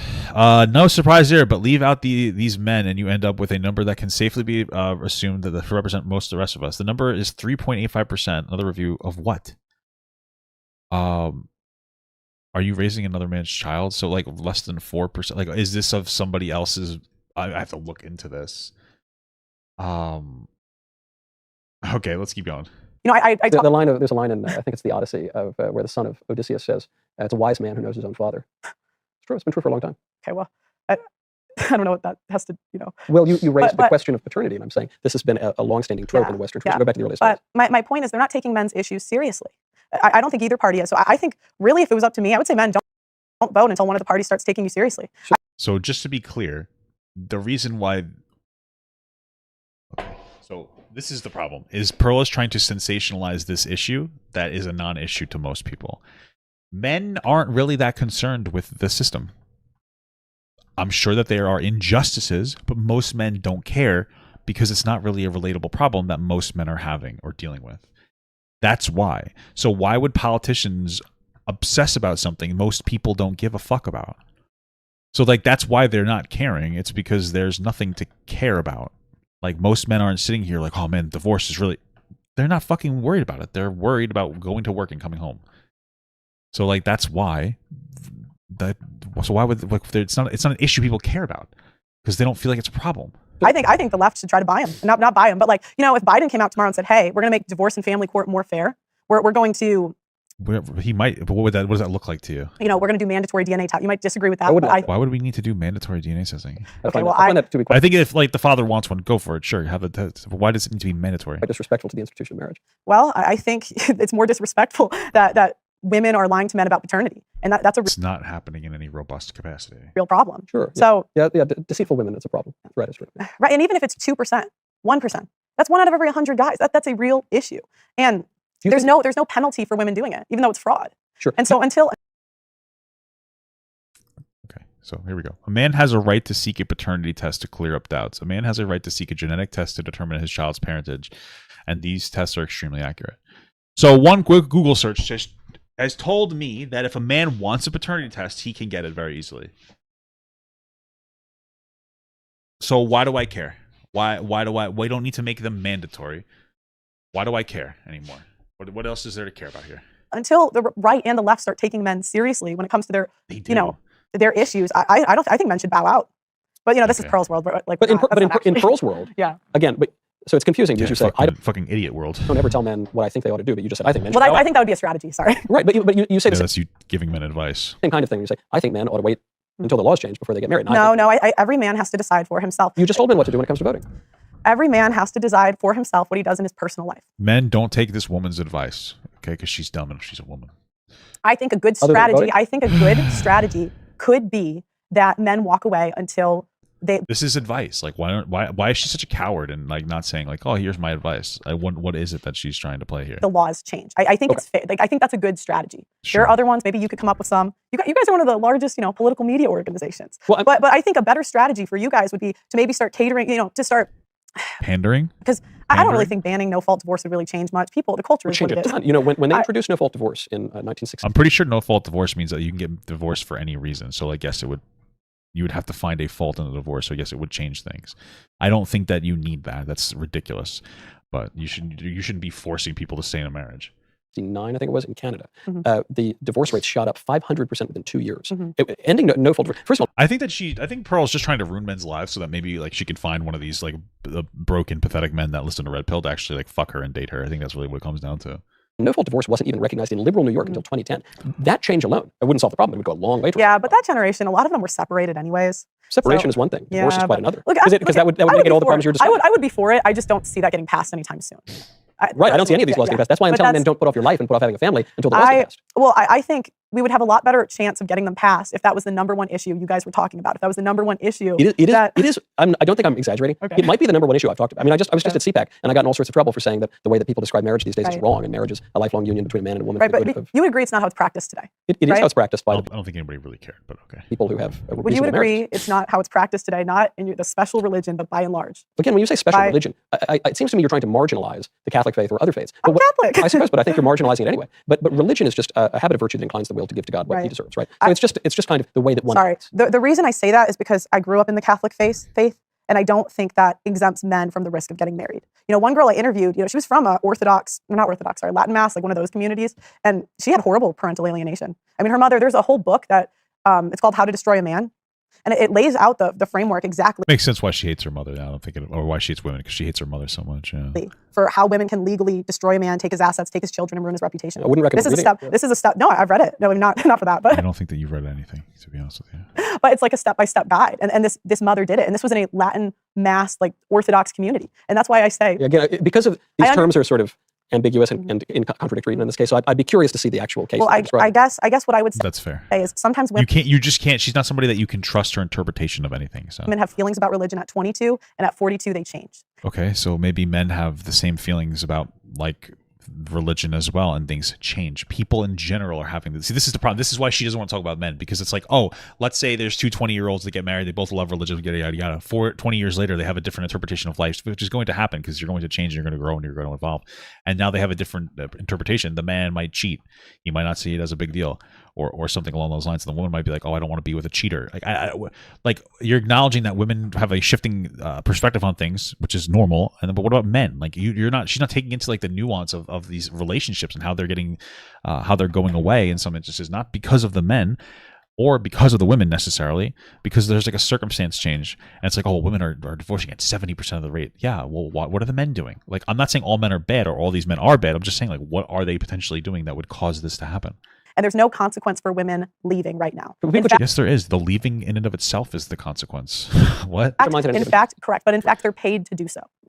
Okay. And so I will never shame men for making a decision that's right for them. But you're going further than not shaming them. I think we've gotten to the point where you've said it's at least a good strategy to walk away from the institution of marriage until the laws have changed. You just said that. I say, do whatever you want, guys. But I said, regardless of what I say, men will walk away. So let's establish men. Why is she such a coward? Like, why won't she just like sign her name on this? Like, what? And won't listen to Pearl, as you just said. Let's establish that you think men ought to make their own decisions. Yeah. Long established. Mm-hmm. You also just said it is a good strategy for men to walk away from the institution of marriage until the laws change. You just said that. No, I was talking about the vote. They should walk away from the voting. The ballot box. That was the ballot box. Okay, that's still a pretty big bit of advice. Okay. I said, so at the very least, I said that's a strategy that men can do. A good strategy, but not just a bad strategy. It's very clear that you just said you think that they should do that. What do you mean that men can do? What? I mean, how else? I mean, what have conservatives succeeded in conserving the last 50 years? Not so much as the women's bathroom, I guess. But so you're asking them to get on a team that's losing. I mean, like society typically shifts left. So like conservatism is really just about, slowing that shift. Right. I mean, that's what Whittaker Chambers said when he left being a communist to become a conservative. Right. He thought he was joining the losing team. Maybe that's the case. I mean, in the long run, we're all dead and the world's going to fall apart and then the second coming will occur. But that's not an excuse to avoid doing what is just and good and right and in line with our natural desires. But it's not unjust for men to not want to have children. It's disordered. It's disordered for men not to. We have priests. Yeah. Clerical life. Some are called by the charism of celibacy. Mm-hmm. But for most men, and by the way, they're called to the charism of celibacy in the priesthood because the priests act in the person of Christ, who's the bridegroom of the church. But for people who are not following a religious vocation, they are called to family life. Okay, if there are not enough wives, what are men supposed to do? It's about 50-50 in the population. You just said that men don't want to have kids. I'm not understanding. Like, what men are you speaking for? She's saying that men don't want to have kids, but then you. It's so weird to me because she just said that men aren't obligated to have kids, which implies that she doesn't think that men should have to have kids, which is her thinking that men don't want to have kids. And then on the other hand, you're complaining that men have to pay child support and that most of the time women get custody. But it's like you're acknowledging men don't want these kids. So wouldn't you go, oh, maybe the reason that these women are getting more custody or higher favorable custody is because these men don't want to be active in their kids' lives. It's like she doesn't think about anything that she talks about. She's a fucking moron. If there are not enough wives, what are men supposed to do? Oh my God. There is basically parity between men and women. So there are enough wives. Okay. Well, then I'm sure you'll see a spike in the men signing up. No, I agree that there's a great deal of selfishness and liberalism, but I think that's the view that you are articulating and the view of the red pill people is basically a view that presumes a liberal, secular, individualist anthropology that is contrary to natural reason and the flourishing of men. No, I would disagree with that. How am I wrong? You're saying men ought to just pursue their own interests regardless of, say, I think nature. When you have a smoking gun, I mean, that's essentially what it is. Like, I tell you these stories and you just say, sign up anyways. What are you talking about? Prudent. But I'm saying be prudent in everything. What's funny is like Michael Knowles is somehow more progressive than her here. Pearl's saying everything's women's fault, and Michael Knowles is saying like, oh, it's everybody's fault, and they should be more religious. Like it's like, oh, okay, which one? Like, okay, he's exponentially more reasonable in this conversation. Life. You could get in a car and get in a car accident because the other day, a teenage girl driver, another girl hit me while I was driving. But I'm not saying don't get in a car. I'm saying but if I get into a car and I see 30% of people crashing, I'm not getting into that car, regardless of the 10% of people that succeed. But then even further, to use your airplane analogy, I guess the difference is getting on an airplane and going to Hawaii would be a nice thing to do, and I might like to do it sometime. Getting married and having children is not merely a nice thing to do that I might, in my subjective preferences, like to engage in, but it is an aspect of my nature. It is an aspect of my purpose to which I am aimed. That's why I say. Do you think men's masculinity comes from marriage? I think. What?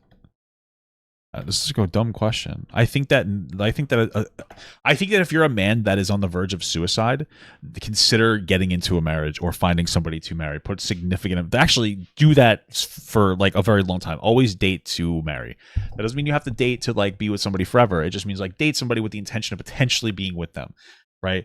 And like testing it out. If it doesn't work out for like a month, that's fine. Leave. But date with the intention to marry at some point is my general advice. Because marriage gives you meaning. Like having a wife to take care of gives you meaning. Having kids to take care of gives you meaning. Having a house to take care of gives you meaning. It gives you a motivation to do better at work. Like these are things like you want to talk about men have like these suicide rates. What about like that? What about the men that don't have any motivation to do anything at all? Like marriage will provide a lot of that motivation. Obviously, the bigger issue is to find somebody that like you're actually compatible with. But like, yeah, okay. I think men's masculinity and virility comes from their nature as men. Do you think? But you don't think it comes from marriage? I think that marriage fulfills a man's purpose, and in as much as he is more a man, the more he fulfills his purpose. Do you think marriage is a man's purpose? I think that I think marriage gives a man purpose, not is a man's purpose. It's like she's she's either dumb or dishonest. I don't know. Man's ultimate purpose is to know God and to serve Him in this world and enjoy Him forever in eternity. But subsidiary aspects of that would be for lay people, for instance, to get married, which is a symbol of Christ's love for His church, and to but even taking. But I'm asking like, can I get a yes or no? Do you think? Well, I'm trying to explain to you, the answer to the question. It's funny how she's like, "Don't cut me off, don't cut me off." He lets her speak most of the time. She's the one that cuts him off. She's looking for a gotcha. He's being very listen. I generally agree with him. I don't necessarily think it has to be a religious institution. I think that there's something very powerful about like the merge of generally a man and a woman. I'm fine with 2 girls, 2 guys, not binary, trans, whatever. I don't give a fuck. But I'm speaking generally, so I'm just speaking to men and women. There's something very powerful about a good like marriage between a man and a woman, and it's like it's a good thing. And he's speaking to that, and she's looking to like poach an answer. Like a TikTok answer. She's looking for a TikTok answer. So you're asking. But if you say, what's a man's purpose? And my purpose in this conversation is to talk to you. Okay. That's one purpose. A purpose is also to get to the nature of this question of marriage. Okay. Another purpose is to communicate that to the audience. So there are all sorts of purposes that we have. We have higher purposes and lower purposes. And so when you ask, is marriage part of a man's purpose? I say it is. It's not man's ultimate purpose, but it is a symbol of his ultimate purpose, and it is a constituent part of his purpose and a natural end of his very nature. Okay. Yeah. Yeah. But the reason I say that you are adopting... I was looking for a yes or a no answer so that I could turn this into a TikTok clip. What seems to me a liberal and individualist anthropology here is because you are saying every man needs to make his own decision. Nothing's better or worse. I'm not recommending anything. I'm just, you do you. Do you think every man should make the same decision? No. What?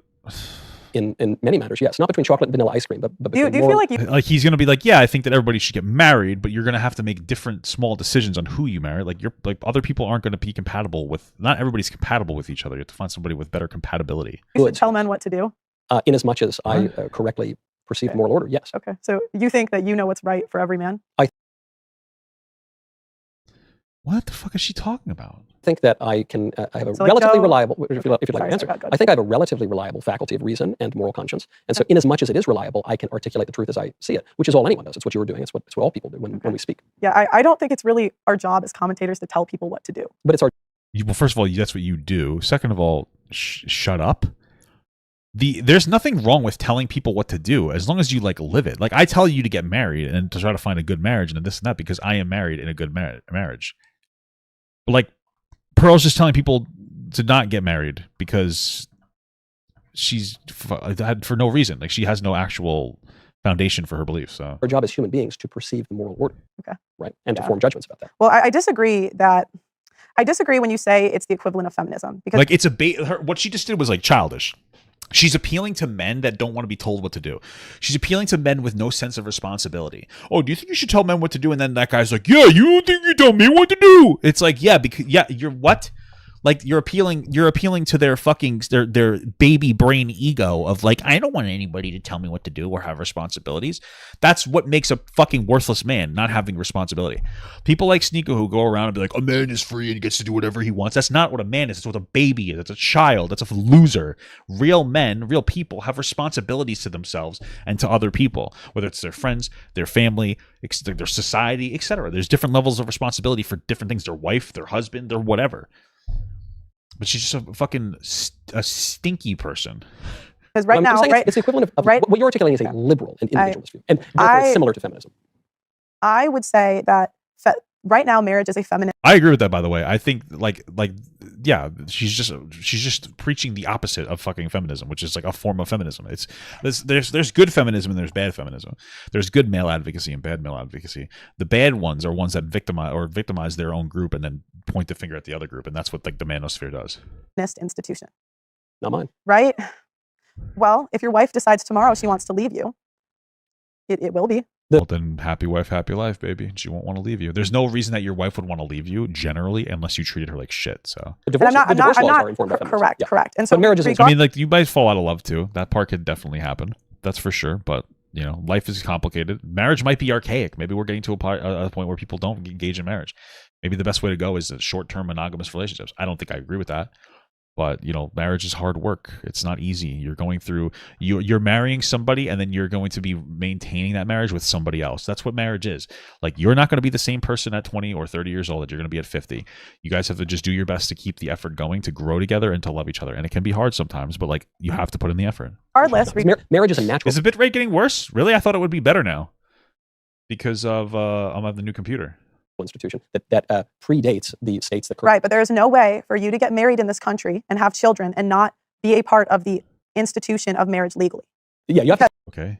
Correct. Though you can mitigate. And you can have kids out of wedlock, but so there's a whole business of lawyers making money off of marriage, of feminist women's shelters making money off of marriage. Women's shelters? Women's shelters? You're going to bring up women? Women's shelters exist for abused women. What are you talking about? Are you arguing that all women that are going to these shelters are lying? What? You know, and you're saying, you know, sign up anyway. I mean, if you want to say there should be men's shelters, sure, that's great. But like you're saying women's shelters are... That's what she's doing is she's like dog whistling that women's shelters are unnecessary. And I think I would disagree that it's feminist because women don't benefit from divorce. Like they just because you get alimony or child support in a divorce doesn't mean that you benefit. Like I don't understand why you think you benefit from like losing 50% of yourself. What? What you're saying is sign up for the institution that is run by feminists. Well, I guess you were putting those words in my mouth. Sign up anyway. Guys, don't get married, okay? You'll be miserable if you get married, apparently. What I'm according to the woman who's never been in a relationship that's longer than a year. Saying is men ought to do the right thing. That at the basis of the natural law is one precept, which is do good and avoid evil. Mm-hmm. The first thing that we apprehend is being, right? Okay. Existence. The next thing that we apprehend, and this is the first thing we apprehend through our practical roots, which is oriented just endure toward action, is good. Doing good. When you do something, you want to do good and you want to avoid evil. And so what I'm saying is that marriage and family, the end of marriage being the begetting and education of children, and secondarily the mutual support of the spouses, is good for man. So I'm not saying this isn't Michael's crazy view. I'm saying this is a natural part. It's why this has existed throughout all of human society everywhere, and it's why we're all inclined to do it, whether or not Pearl or Michael wants it. Okay, so do you think it's wrong if a man wants to build a business? No, as long as they have a good idea. And depends what the business is. He does okay, but whatever. And instead of pursuing women, he pursues his business. Sure, whatever. Instead of pursuing marriage and a family. I think it would be a mistake for a man to. If you want to do that, do that. I will tell you that finding a good woman is going to enhance your business. Like I'm exponentially more popular than I used to be because of my wife. I'm more stable. I'm happier. I have a better work-life balance. I make better money. Well, but actually, no. Actually, after the reset, like I'm probably right. I'm really back where I was. Because of my wife. I was in a very toxic place, and then like being with my wife is being a very powerful thing. It's a very positive thing. Growing with somebody is extraordinarily positive. Pursue material good to the exclusion of better goods. Okay, what about coaching? What about teaching? What about it? Why? I think our jobs in the commercial economy are good things, but I think modern liberalism and individual anthropologies make an idol out of that, and that is to the harm of men. We shouldn't make an idol out of our jobs. I like my job a lot, but it's not my whole life. And the other problem you get into is, again, you know, just because a man has kids, it doesn't mean that the kid... You like how she just dropped that point? Well, I mean, you have men raising kids that grow up to hate them. That if your kid grows up to hate you, it's probably your fault. Just to be clear. I mean, even in the story that I It's showed bad. you. Yeah, it's bad. There's plenty of women. There's plenty of people, kids who grow up to hate their moms. It's probably your fault. There's gonna definitely be times where like one parent could get in your ear and this and that. If your kid grows up to hate you, it's probably you. 99% of the time. You're most of the time, more than that, really. Most of the time, you're not a fucking victim. It's really your fault. Just to be clear. So I don't know what to tell you.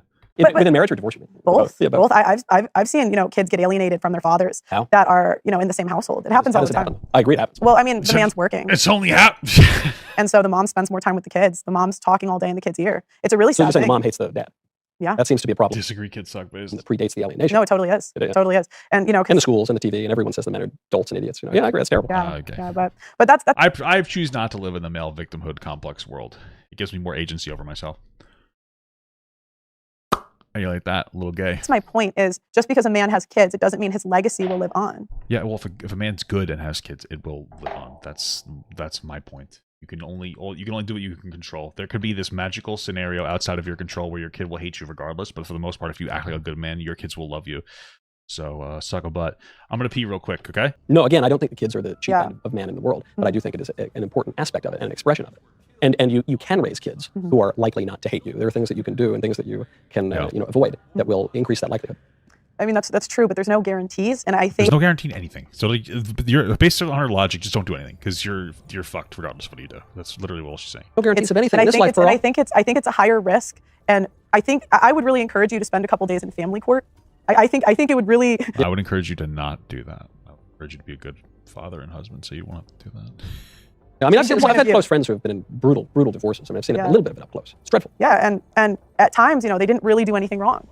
Yeah, Because- well, At times, most of the time, if you're in a divorce or something going on, you probably did something wrong. I'm not saying all the time. I'm just stop pretending. What are you talking about? they've all done something. If women feel like leaving, they can leave. We No one's just gonna leave on a whim. So can leave. They can. But how does the marriage break down? It's like Hemingway describes bankruptcy in The Sun Also Rises. It happens gradually and then suddenly. So it seems to me, I'm not letting women off the hook. Sometimes crazy, feminist ladies go nuts and divorce their husbands and poison, the kids against their father, and they do all sorts of terrible things. But marriage is a union of two yeah, people. most of the time, it's not happening. And I agree with you. A lot of people, when they get into marriage these days, including the men, especially the men, not only don't know what they're signing up for, they don't even really have a vision of what they're signing up for. They don't even know what they want to be signing up for. Correct. And so that's a mistake. That's an error on the part of the men often and of the women. But the men are the head of the household, so more responsibility falls onto them. And then the way they lead their lives, I would say. But do they get authority too? Who do they give authority to? No, do the men have authority in their own households? Sure, yeah. Why wouldn't they? Good marriages, they do. And I would say in most of them, sure. I don't.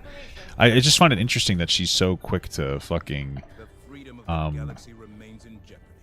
shame women as the fucking negative when it's like both parties are acting inappropriately. Would you say that's the majority? Well, I don't know. I mean, these days people say that two men can be married. So, people are very confused about what marriage is. Correct. Yeah. Correct. But in the real marriages and flourishing marriages, the men do have headship. What percent of marriages do you think are happy after 50 years? I don't know. 50 years? Probably not a lot. It's very difficult to be happy after 50 years when you're forced to be with somebody you don't love. Like, I don't, you know what I mean? Like, after 50 years, I would argue most religious marriages would be probably less happy. A lot of times they're just like forcing you to stay with the person. Well, all I have to go by is the General Social Survey and some of the Chicago Probably not very studies high. that come as a result of that. And the evidence is that, according to statistics, If of 50% divorce. yeah, granted anywhere from 40 to 50% divorce. Yeah. But nevertheless, according to the GSS, which is probably the biggest data set we have on this, the happiest people are men and women married with children. Fewer than 5% of all marriages last 50 years. It's much smaller numbers. What's the answer, Pearl? Followed why? by men and Why? women married without children. Well, I'll come to that. Okay. Followed by divorced parents without children, followed by divorced parents with children. How do I play this and game? one Chicago study from last year showed the happiness gap between married and unmarried to be 30 points. So you're talking about, again, how do you measure happiness? I think a lot of it's bunk, but as much as you can. And the men that get married tend to be tall. Women select for tall, handsome, successful men. That's how I describe myself. Okay. Just to be clear, like, there are ugly women and ugly men. Or men and women that are considered ugly, by the way. Right? Not everybody's ugly. But, like, and people tend to gravitate towards their own, we'll say. But you see, so you're attributing it to marriage. And I'm saying the men that women pick are happy anyways. You're saying happier people are more inclined to get married. No. Well, Yes, that's what she's saying. She's saying that, like, only attractive guys get married and they're happy because they're attractive or something. partially, but no, I'm saying that women pick tall, handsome, successful men, and I would imagine. Yeah, and there's not enough of them to go around, so women will choose other guys. Let me tell you something, okay? The best marriages I've ever seen, Hispanic guys. The shortest people that exist in the world, Hispanic guys. Short guys are doing just fine. Relax. Imagine that they would be happier. Because the men are hot. and rich. No, not hot. Why are you doing that? That's what you just said. Tall, handsome, I successful, said hot. happy. You said tall. We could add in happy. I mean, do women Yeah, you're saying they're hot. tend to, women tend to want tall, happy, successful men? Women and men tend to want people who are attractive. Oh my god. Oh my god. We figured it out, guys. Holy fuck. What a crazy. Oh my god. Hey, did you know that people tend to want to be attracted to their partner? Holy fuck. How do I drop? Oh, that was my fault. My bad, guys. So I wouldn't necessarily just attribute it to marriage, even though in some cases that helps.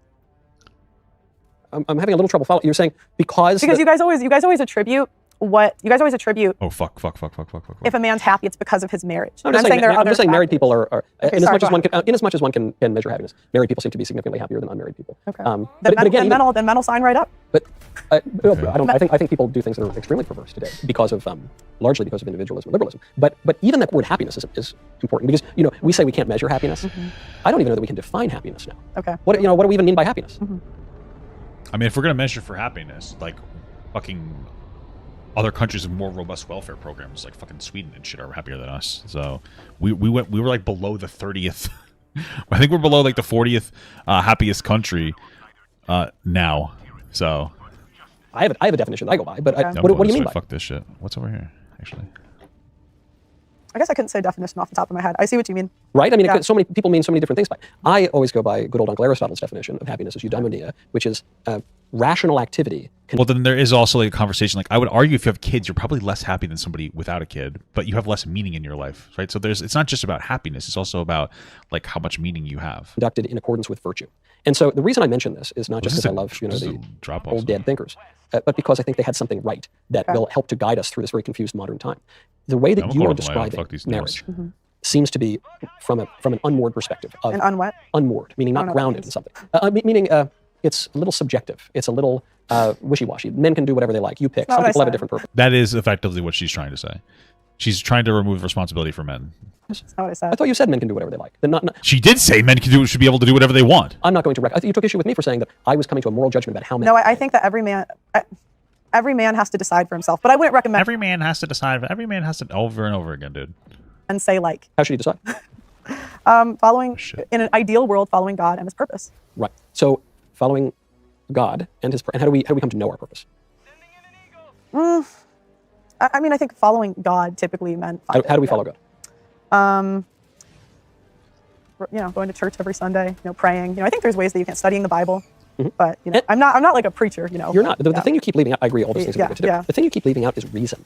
And it's the thing you keep taking issue with Yeah. me, where I keep saying marriage is a rational act.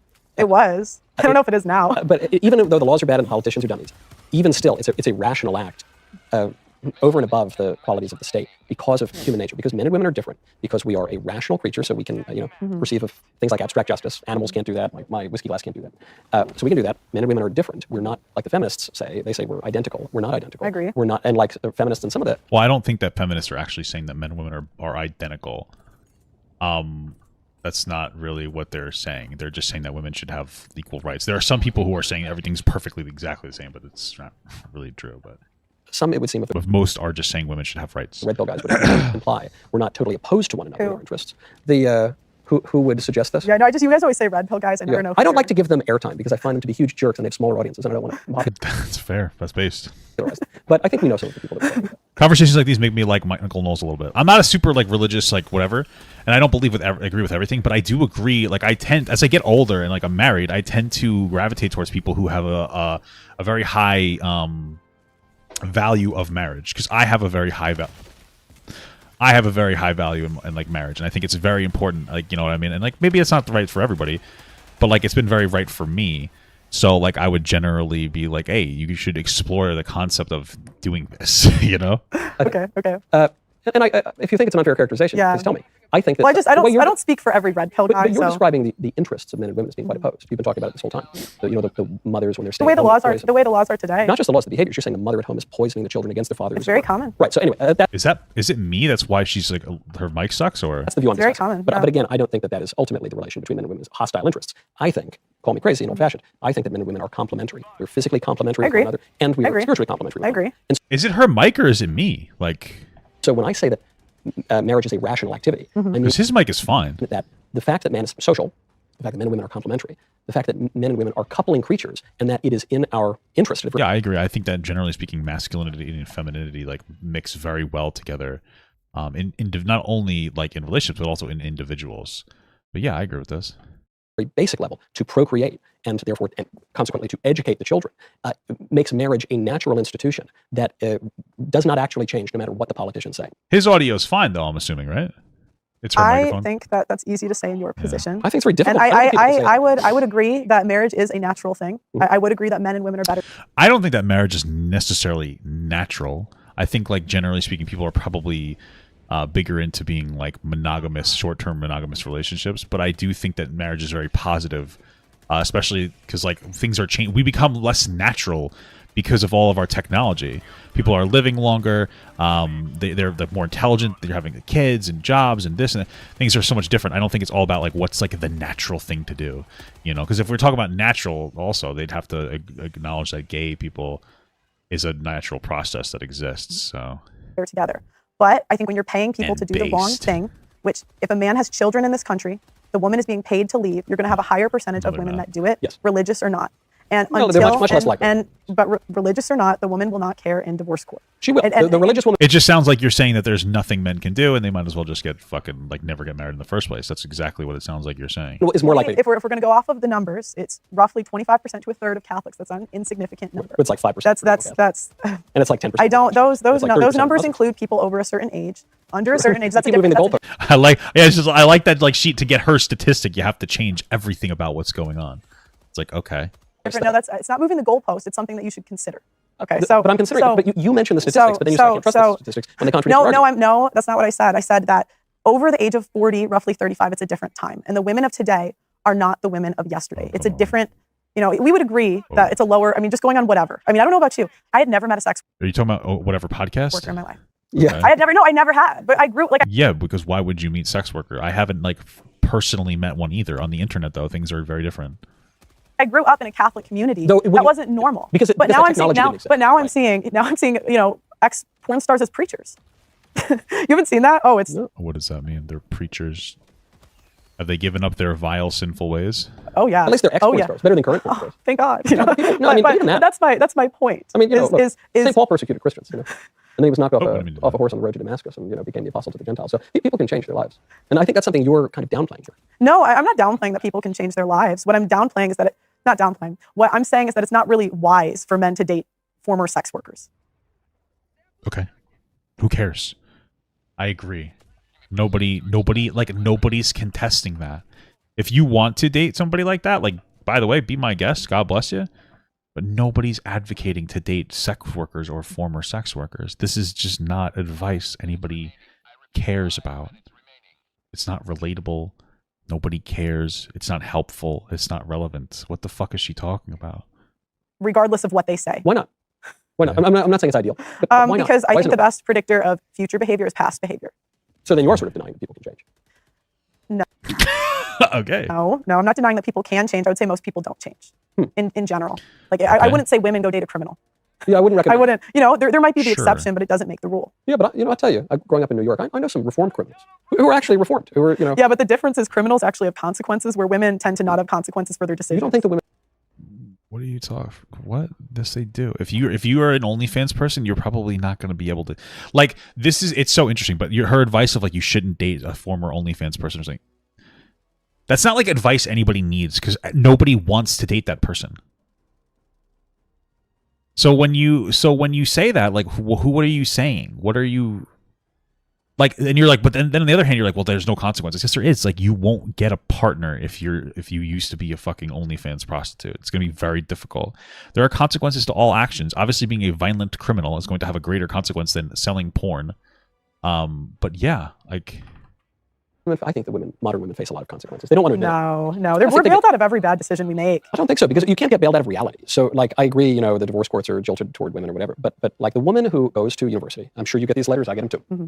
Woman who goes to university is told, hook up with every guy you can, study something. She chooses to, not told. She's also told, and she chooses to. Yeah, she's she also told chooses by the to culture. because that's what she wants to do. But she's also told to do it by the culture. You can't downplay that. Right. You can be told to do so. I could be told to jump off a bridge. That doesn't right. I know, but you just said she's not told that. I'm saying she very much is told that. I'm saying she doesn't have to listen. I think it takes accountability off of women when we're constantly saying that the world told you to, and that's why you did it. No. I agree that their wills have been. Well, no, that's just having a conversation about like the environmental impact of the world. He's just talking about like different things that would impact you. Like, I will say society has said it's more okay to do sex work in OnlyFans. That's not the same as telling you to do it. But sure, there's going to be a factor in it if it's considered an appropriate behavior. Malformed, and that our entire education system, broadly speaking, now indulges the lower passions and denies the rational will and denies even the place of reason and truth in public life. But so she does that, and she makes bad choices, and she picks some dumb major, and she graduates, and she's told, don't get married. You got to move to the city, and you got to sleep with 1,000 men, and you got to get a job working as a nobody's saying that, but okay. Middle manager at a widget factory, and you're going to do that. You're sensationalizing the conversation. And you're going to totally bypass your childbearing years, sleeping around and going out for brunch and working for Mr. McGillicuddy at the widget factory. To do that. She's choosing it, and she's making a poor choice, and she's being encouraged to do it by a falling culture. And then she's going to wake up one day, and she's going to be about 34, and she's going to regret all of these decisions, and she's going to cry into TikTok. That's what's going to happen. That is a consequence. Living with the consequences of being used by men, of not being able to have a harder time getting married, not having kids, and why is it that? That's a consequence. I'm sorry. I've been cutting you off a couple times. Okay. I do. You've did nothing but cutting him off. I apologize. I've got thick skin. I do. I don't mean to cut you off. Okay. But because my question is, why do we always say is used by men? Because men, women are. Because men want sex. Generally speaking, men want to have sex, and women don't necessarily.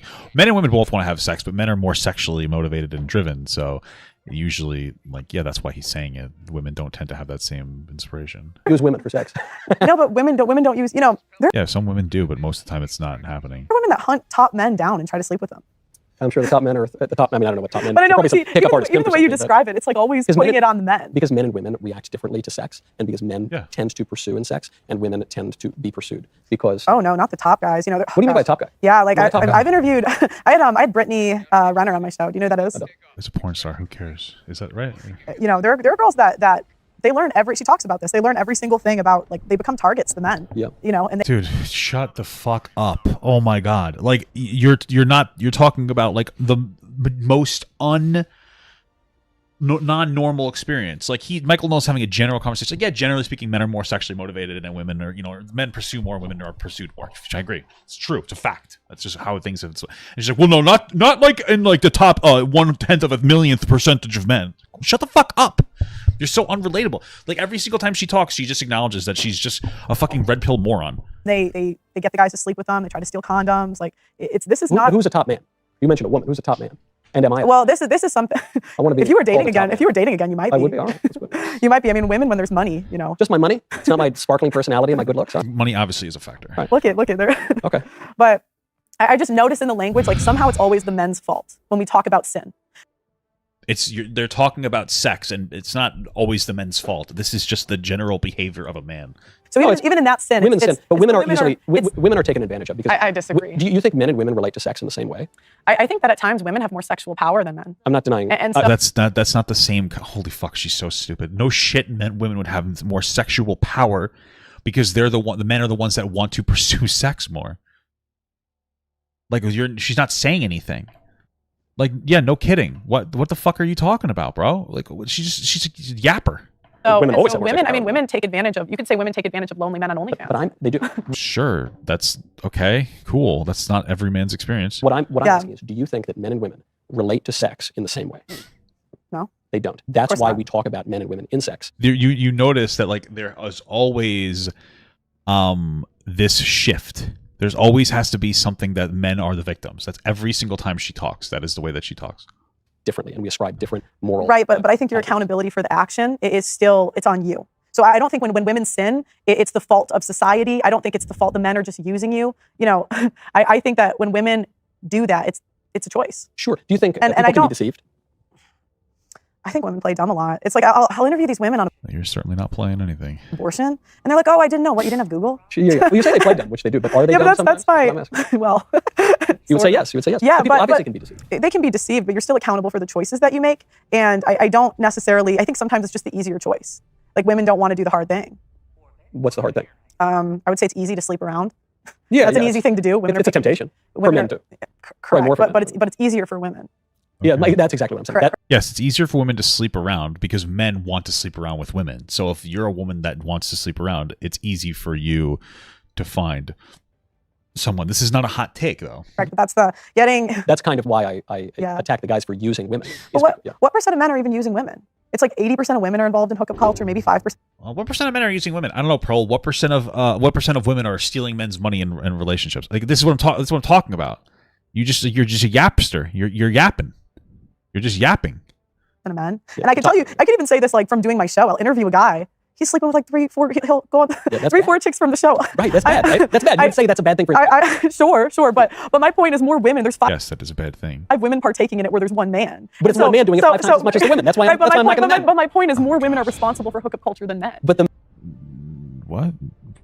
I don't know what you're talking about. It's like usually a select group of women. And also, like, who fucking cares? The behavior's bad in both men and women. If you're going around, first of all, I don't really care if you're hooking up. I don't think it's a great idea. But, like, you're both responsible for the behavior in the same way. She's like downplays it from men. What are you talking about? But the men are more. You just acknowledged the men are more culpable in that they are doing it more frequently than the women. No, I would say there's 5 women, so it's way more. But they're individually each doing it with the same. But I'm talking about. Yes, and then those same women are going to be fucking another guy. Like, they're all fucking the same guys.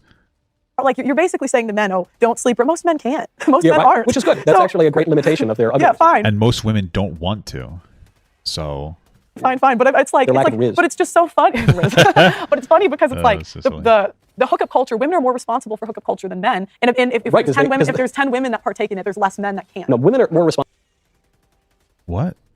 They would just sleep with the. Do you think that these women that are doing hookup culture are only fucking one guy? They're all fucking this. What? Yeah, these women that are hooking up, they're fucking all one guy and no one else. So what are they, like, monogamous? What? Like, I don't understand. There's a level of monogamy in there. I don't understand. I don't really get it. Responsible for hookup culture than men because they allow men to sleep with them, and they're the ones who are being pursued. So I agree with you on that. Well, the top men are the women are pursuing them. I would, if you look at like, but yeah, okay. Well, we're not talking about the top one. We're talking about men. We're talking about the average experience. But do we have an example of a top man? I mean, examples that I think of, and I know because this is always where the convo goes, then it's like the religion decides who's a top man, but I'm talking about like who. Bro, someone threw a grenade at me. No, this is the first time hearing this term, and I would like to me, but so who's a top man? An example of a type of man that women go for is, say, athletes. Yeah, chasers, jersey chasers. We call them. Yeah, correct. Okay. I'm saying like in those examples, the women are pursuing them. It's not the women being innocent and used. It's women driving to the games, getting a hotel, they're interested. Stalking. This is just not a normal experience. So who cares? Well, there was one chick. God, it was crazy. She tells me that God, it's just such a crazy story. They literally it sounds like you're trying to make it up on the fly. Like you're just trying to come up with something. Like figure out where there's like a what do you call it? A hangout, I guess, after games where the athletes all go and the wives aren't there. And there are women that go there and try to get men to cheat on their wives. Groupies. Yeah. Okay, and then do the men do it? Do the men cheat on their wives, or like groupies? The fuck am I not getting? Yeah, but my point is there are far more women responsible for hookup culture than men. I disagree. I don't care because this is not a normal experience, but okay. But yet, when I go on podcasts, we always somehow bring the conversation. I don't think hookup culture is like defined by super rich basketball players getting pussy from cheating. I don't care. I don't know. And back to the men, even though far more women are engaging in it. This is, I guess, and we can't even definitively say don't date a woman that did sex. I find this kind of utilitarian view of responsibility actually kind of delightful when you say, look, there's 5 women who are doing it. Though I think it does cut the other way because each of these total sigma Chad dudes are sleeping with like 5 women each. So I think either way it kind of cuts. But yes, I agree with that. That's not really my question at all. My question is, don't men have a moral responsibility to act in a certain way? I think men and women do. Sure. Men cannot lead women that don't want to be led. Okay. Yes. Wait. Everything's women's fault, baby. That's what, hey, listen. If I was a pathetic loser that just played Helldivers, no, just kidding. That couldn't get, and it wasn't undateable. This is exactly the person I'd want to listen to. So ugly, fucking attainable woman that I could, because she's fucking dog shit. Sorry, some fucking woman telling me what I wanted to hear. This, of course, this would make me feel valid. Holy fuck. Let me finish, Mike. Okay, I was trying to lead you. She's just like TikTok, basically, just telling her what she wants to hear. Sorry. No.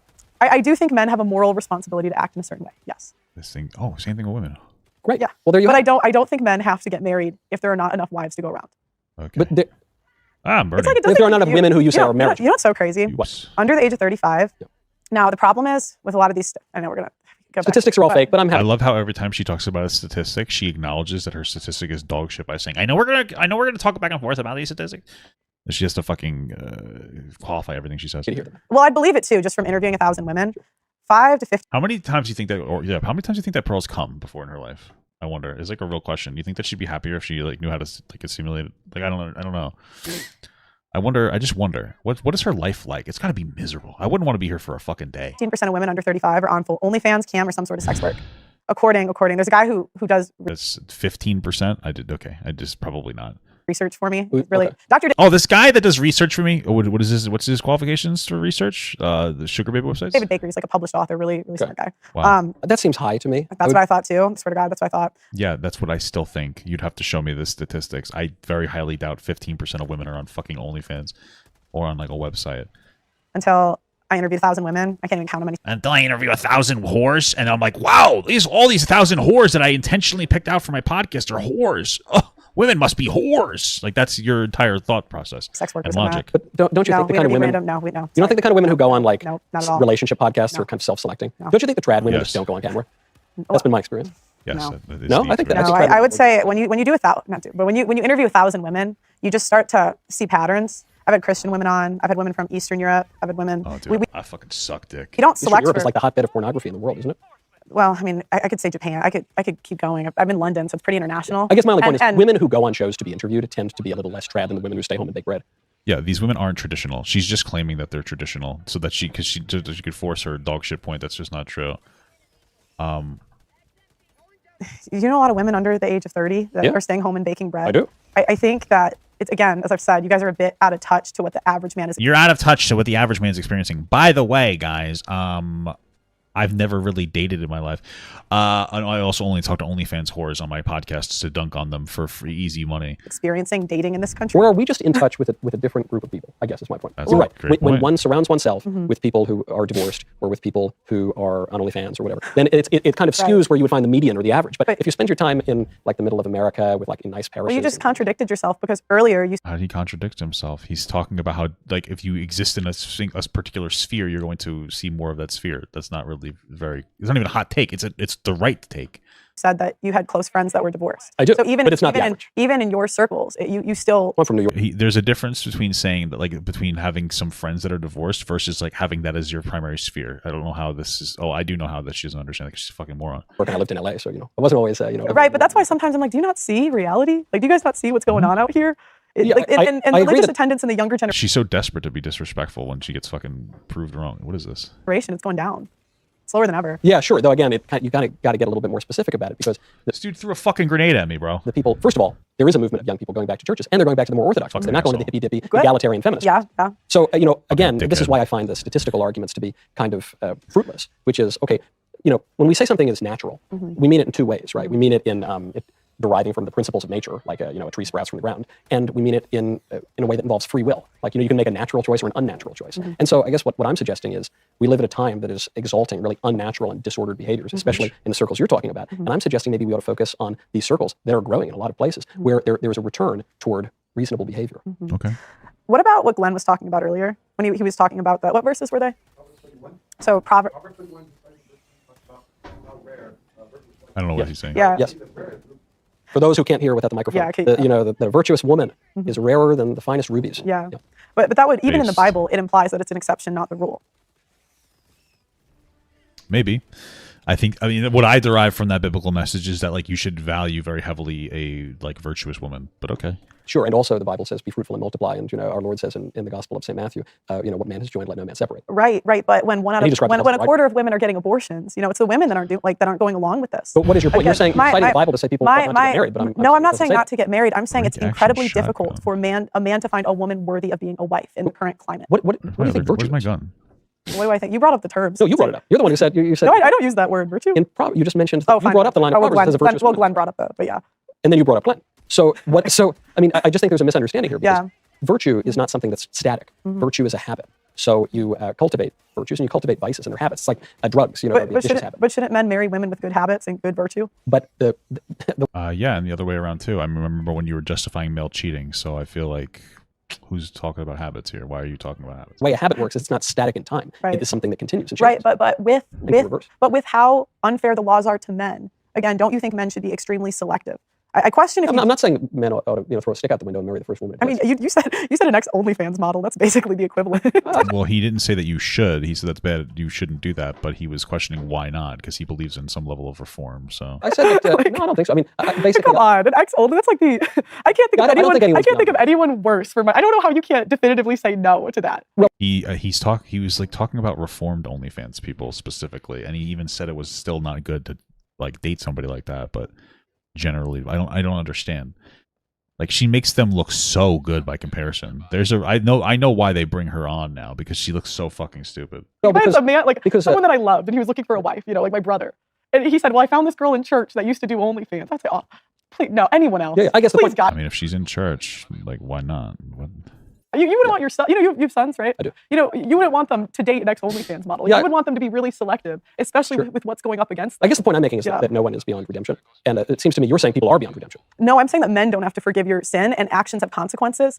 There's a different... No, you're not. You're just shaming women that do OnlyFans. And, like, again, like, you probably shouldn't date them. But, like, okay. And when we tell women... No one's denying it'll be harder for an ex-OnlyFans person to get married. No one's denying it. Pretty much impossible, I would say. Yeah, it's very difficult. Yeah, yeah. I mean, if they've made a legitimate reform, then cool, go for it. Whatever. I know ex-pornographers who've got... Oh, shit. Yeah, well... So it's not impossible, but it's harder. It adds a lot of challenges. Right, I recommend people not do bad things. Yeah, correct. But what we often, and I saw this, even in the chastity speakers. I'm sure you know him actually. That Jason and Christiana Everett. I don't. Really? Don't. It's like the #1 chastity. Whenever you would have. No, I don't go to a lot of chastity. I'm already married. I'm not. I'm chaste. Yeah. Well, they would have them like come to our high school, and whatever sin the woman always did, it was always blamed upon the man. You think that I should kill this guy since he killed me before? Always. Like, it's always if she slept around. If she slept around, it wasn't because she wanted to. It was because she was being used. You see the difference? Well, there is a distinction here, which is that women are the weaker sex, so men bear greater responsibility. Eve eats the apple, but all man sins in Adam. But how is a man responsible for women doing OnlyFans? That's a choice. Dude, why are we talking about this? This is so stupid. That's what I think we should. Because men are the consumers in the case of OnlyFans. Right? Yeah, but so they do bear some responsibility. Well, I mean, even they have to post it before there's any consumers. No, the reason they post is because there's a market. Not. Yeah, you like the only way that you do OnlyFans is if there's a market. Sure. Really? You know what the average? We're getting back to the chicken and the egg. No. Nobody's going to hold up an OnlyFans if there's no consumer market for it. The reason that people do OnlyFans is because there's a market for it. Do you know what the average OnlyFans model makes? It is not about money. But why do they get it? Yeah, because they're trying to get there, because there is an audience and they're hoping they can make them money. Attention. They want attention. There's women on podcasts, and you see them. They say they'll do. Yeah, you're the one who wants attention. Do it for free. They want attention. Right, well, of course they'll do podcasts for free.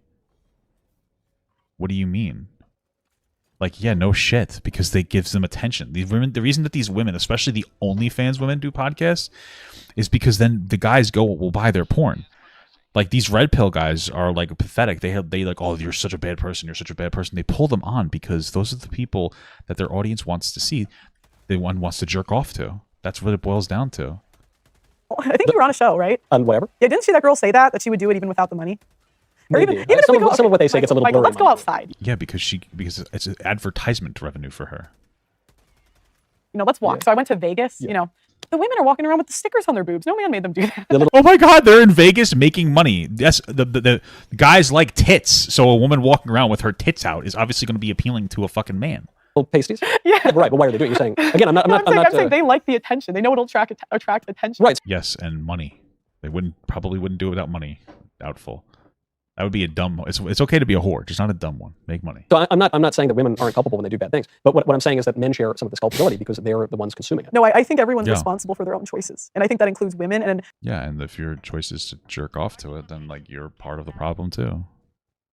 The more we coddle women and say, "Oh, you poor thing, it was the men. Oh, you were lied to by feminism. Okay. Oh, everything's everyone else's fault." That's why you have these women at 35 that act like entitled brats. No, but but I guess this is why I'm suggesting that like the view I'm articulating. You might get a husband after all. I'm surprised that he hasn't just called her a fucking moron at this point. OnlyFans.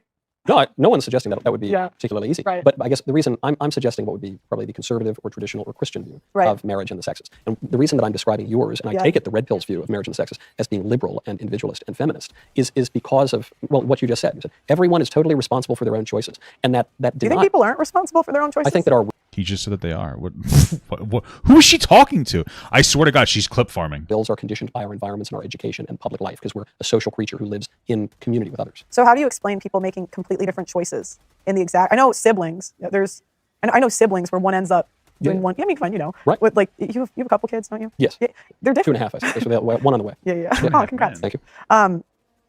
People are different and they make different choices. So, whoa.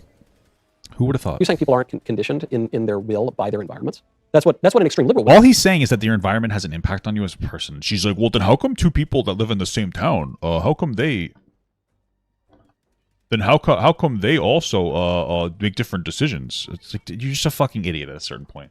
And there's also different circles of environments. Like your first environment is going to be your house. Then like your second environment will be like your neighborhood. Your third will be like your school district. Your fourth will be like your this. And then so like just because you grew up similarly doesn't mean you have the exact same environment. People who grow up in the same household have different relationships with their parents, and they have different relationships with different friends. Like there's so many different things. What are you talking about? Would say, and maybe that's what you believe, but I don't. No, I think I don't really know what that means, but meaning, are we affected? If you grow up in a really bad community where you're taught all sorts of bad things, where you're introduced to drugs and porn and gluttony and just all this nasty stuff around, are you more likely to fall into bad vices and habits and temptations? You're more of course likely, but you're still responsible for your decisions. Sure. Okay. Nobody disagrees with that. The fucking coldest take I've ever heard in my life. Thanks, Pearl. You fucking idiot. You are 100% responsible for the choices that you make. Sure. If a man chooses, there are men that grow up in bad environments that choose to be millionaires, and there's others that choose to be drug dealers. And there's some who choose to be millionaires and fail. Well, you can't really choose to be a millionaire necessarily, but okay. So there's what you seem to be describing is a real primacy of the will, of the individual will. And I'm saying that free will obviously exists, but it's conditioned by other factors. Why is it that marriage is collapsing? Is everyone just of their own free will, just totally absent environmental concerns? Because women want to leave. Because when women got the choice to get money instead of have a father in the home, women have chosen to take the money. I think you've just proven my point, though. Even if what you just said is true, you're saying that a political and social condition changed the way that human beings, that women exercise their free will. It changed the incentives, but that didn't mean women had to take it.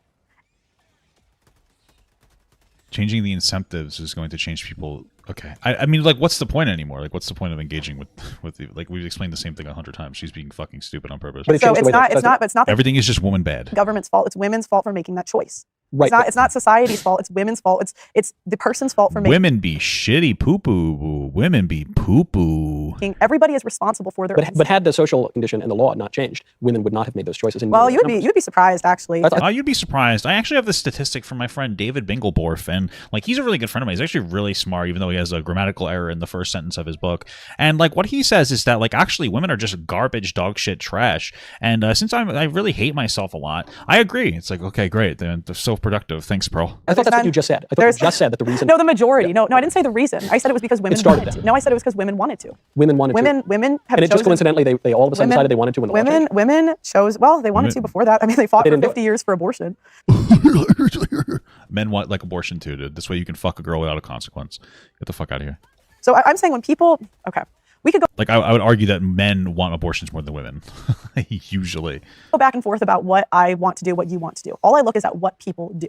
No, I'm not talking about your individual desires. No, I'm talking about desire itself and the relation of desire to. You seem to be saying that people exercise their free will in something like a vacuum, and therefore they bear all of the moral responsibility. And I'm saying that we're a social creature, and there's more to it than that. Do you? Sure. I'm just. I mean, I agree. There's nothing. He's like these are the coldest takes, and it's not an insult. Like, yeah, he's right. He's like these aren't exactly hot takes, Pearl. What are you struggling with to understand that like your environment has an impact on your life? Like, okay. Do you think you're responsible for the choices you make? I think I am a moral agent. I bear moral responsibility. Yeah, of course you're responsible for your choices. Absolutely. And then also though, your choices and the reason that you make them are going to be impacted by this. So the atmosphere you grow up in. These are like the coldest takes ever. It's incredible stuff. Wow. And that my ability to exercise my will is conditioned by my environment, by so laws and the customs. You think the environment's responsible for the choices you make? Dude, it's just like, I don't know if she's being, I think she might actually just be incredibly fucking stupid. All he's saying is your environment has an impact on you, and she's like, oh, so the environment is the problem? It's just like, you're dumb. You're just so dumb, it's not even worth it. Like, there's no reason to ever have a conversation with Pearl, because she can't physically, she can't do it. She's not smart enough to do it. It's a waste of time. It's a complete waste of fuck. Oh, do I have grenades? Oh, fuck! That's not what I said. I said I'm a moral agent, and I'm responsible for my so you actions. Are responsible. But my free will, my ability to exercise my will, is conditioned by the laws and the customs in the community in which I live, which is why it's not merely an individual question, but it's also a political question for human beings who are the political animals. Well, that just sounds like a lot of words to me. It is a lot of words. Yeah, well, there you go, bro. You're right. I try to be that's making it a bit more complicated than it needs to be, from my point of view. Yeah, I think it's just describing reality. And no, I think reality is that you are responsible for the decisions you make. I think that's wow, Pearl, you're so smart. That's one thing I'm really grateful for. In my how does one make a decision? I guess, might help us to break. Yeah, you make it. This is a philosophical conversation that Pearl can't even handle the first conversation, the first bit of it, and it's about free will and how much of your will is free and how much of it is going to basically be a mathematical equation of your life experiences and your genetics, forming your decision making process, right? And she's not even capable of like the most basic aspect of this conversation, so I don't even know what the point is of Michael Knowles having it with her. Brutus impasse. How does one make a decision? How does one you weigh the pros and the cons and you make a decision? Okay, you weigh the pros and the cons is part of it, and then you make a decision. So making a decision is just an exercise of the will. I think you're close, but it's like talking to a fucking toddler, like. Are you the CEO of decision making? No, I'm just a meme, a TikTok meme. Aspect of human nature. How does one know the pros and the cons? It depends what decision. Bro, I'm getting killed by fucking explode. I think I might actually throw that grenade at myself. But okay, just in general, how does one know pros? Let's take abortion. Can I use an example? Is that Please. Can I use an example? Abortion and women be hoes. All right, abortion. You get pregnant. You Google abortions, then you can decide. You can weigh the pros and the cons. So Google is one way. The way that you so what we've just concluded is the way that you I use an example of one way. No, I think what you've said is right. Okay. But what we have agreed upon now is so like let's say an abortion, like it's a lot more complicated than that. So like let's say you get pregnant and you're like, okay, now you're going to consider like the person that you're with. Is this somebody that I could be stable with? If not, you're like, maybe I should get an abortion because I don't want to like raise this kid by myself, right? Okay. Right, or maybe there's a financial factor, or maybe are you married yet, or maybe do you have the money for it, or do you have the this, or do you have the this? These would be the environmental factors. If you had more money and you're with somebody more stable and you're able to make better decisions, and generally in your life, you're going to see less abortions. That's the real point. So is that the way that one exercises free will, that is to decides on a course of action, is one tries to know something, right? And then one, with the knowledge that they've arrived at, exercises their will in accordance with that knowledge, and that is what we call a free choice. And the example you used is perfect, because if you Google something, knowing that Google is like the worst leftist company ever in the history of the world, you are very likely to get bad information. No, which is what I totally did it because I was tired. I was tired of the simping. I was really tired of it. Because I kept hearing I was tired of the simping. people blaming the men for women's like decision making when it came to abortion, and so I who's blaming men? Wait, what? You're saying Google gives you good information. I would say no. Google, the top thing when you put in side effects of abortion are depression, anxiety. Yeah, because it's like you shouldn't want to get abortions. Like it should be like a last ditch effort. Like you should avoid getting abortions. They will depress you. They will weigh like you down mentally, physically. They are not a fun little LOL, like little silly little goose thing that you do. So I don't know. I think you're responsible for your choices. Okay, I don't know. I think you're responsible for your. What does that have to do with being depressed? I'm not understanding. But in principle, you just came to a really important aspect of free will, which is that free will is predicated, at least in principle. Even if you like, I don't like Google, you like Google, but let's put that aside. Well, it doesn't. It actually Bing's a little bit better. Bing might be better. But you said you've come to the correct conclusion, which is that free will is the ability to do something is predicated on willing something, and that is predicated on knowledge. Now, what I am saying, the reason why I'm saying that your social environment and your education has some bearing on how you can exercise your free will is that when people are fed a bunch of BS as knowledge by the schools, by the media, by Hollywood, by everything, then that is, let me just finish my point. Then when... How do I keep dying?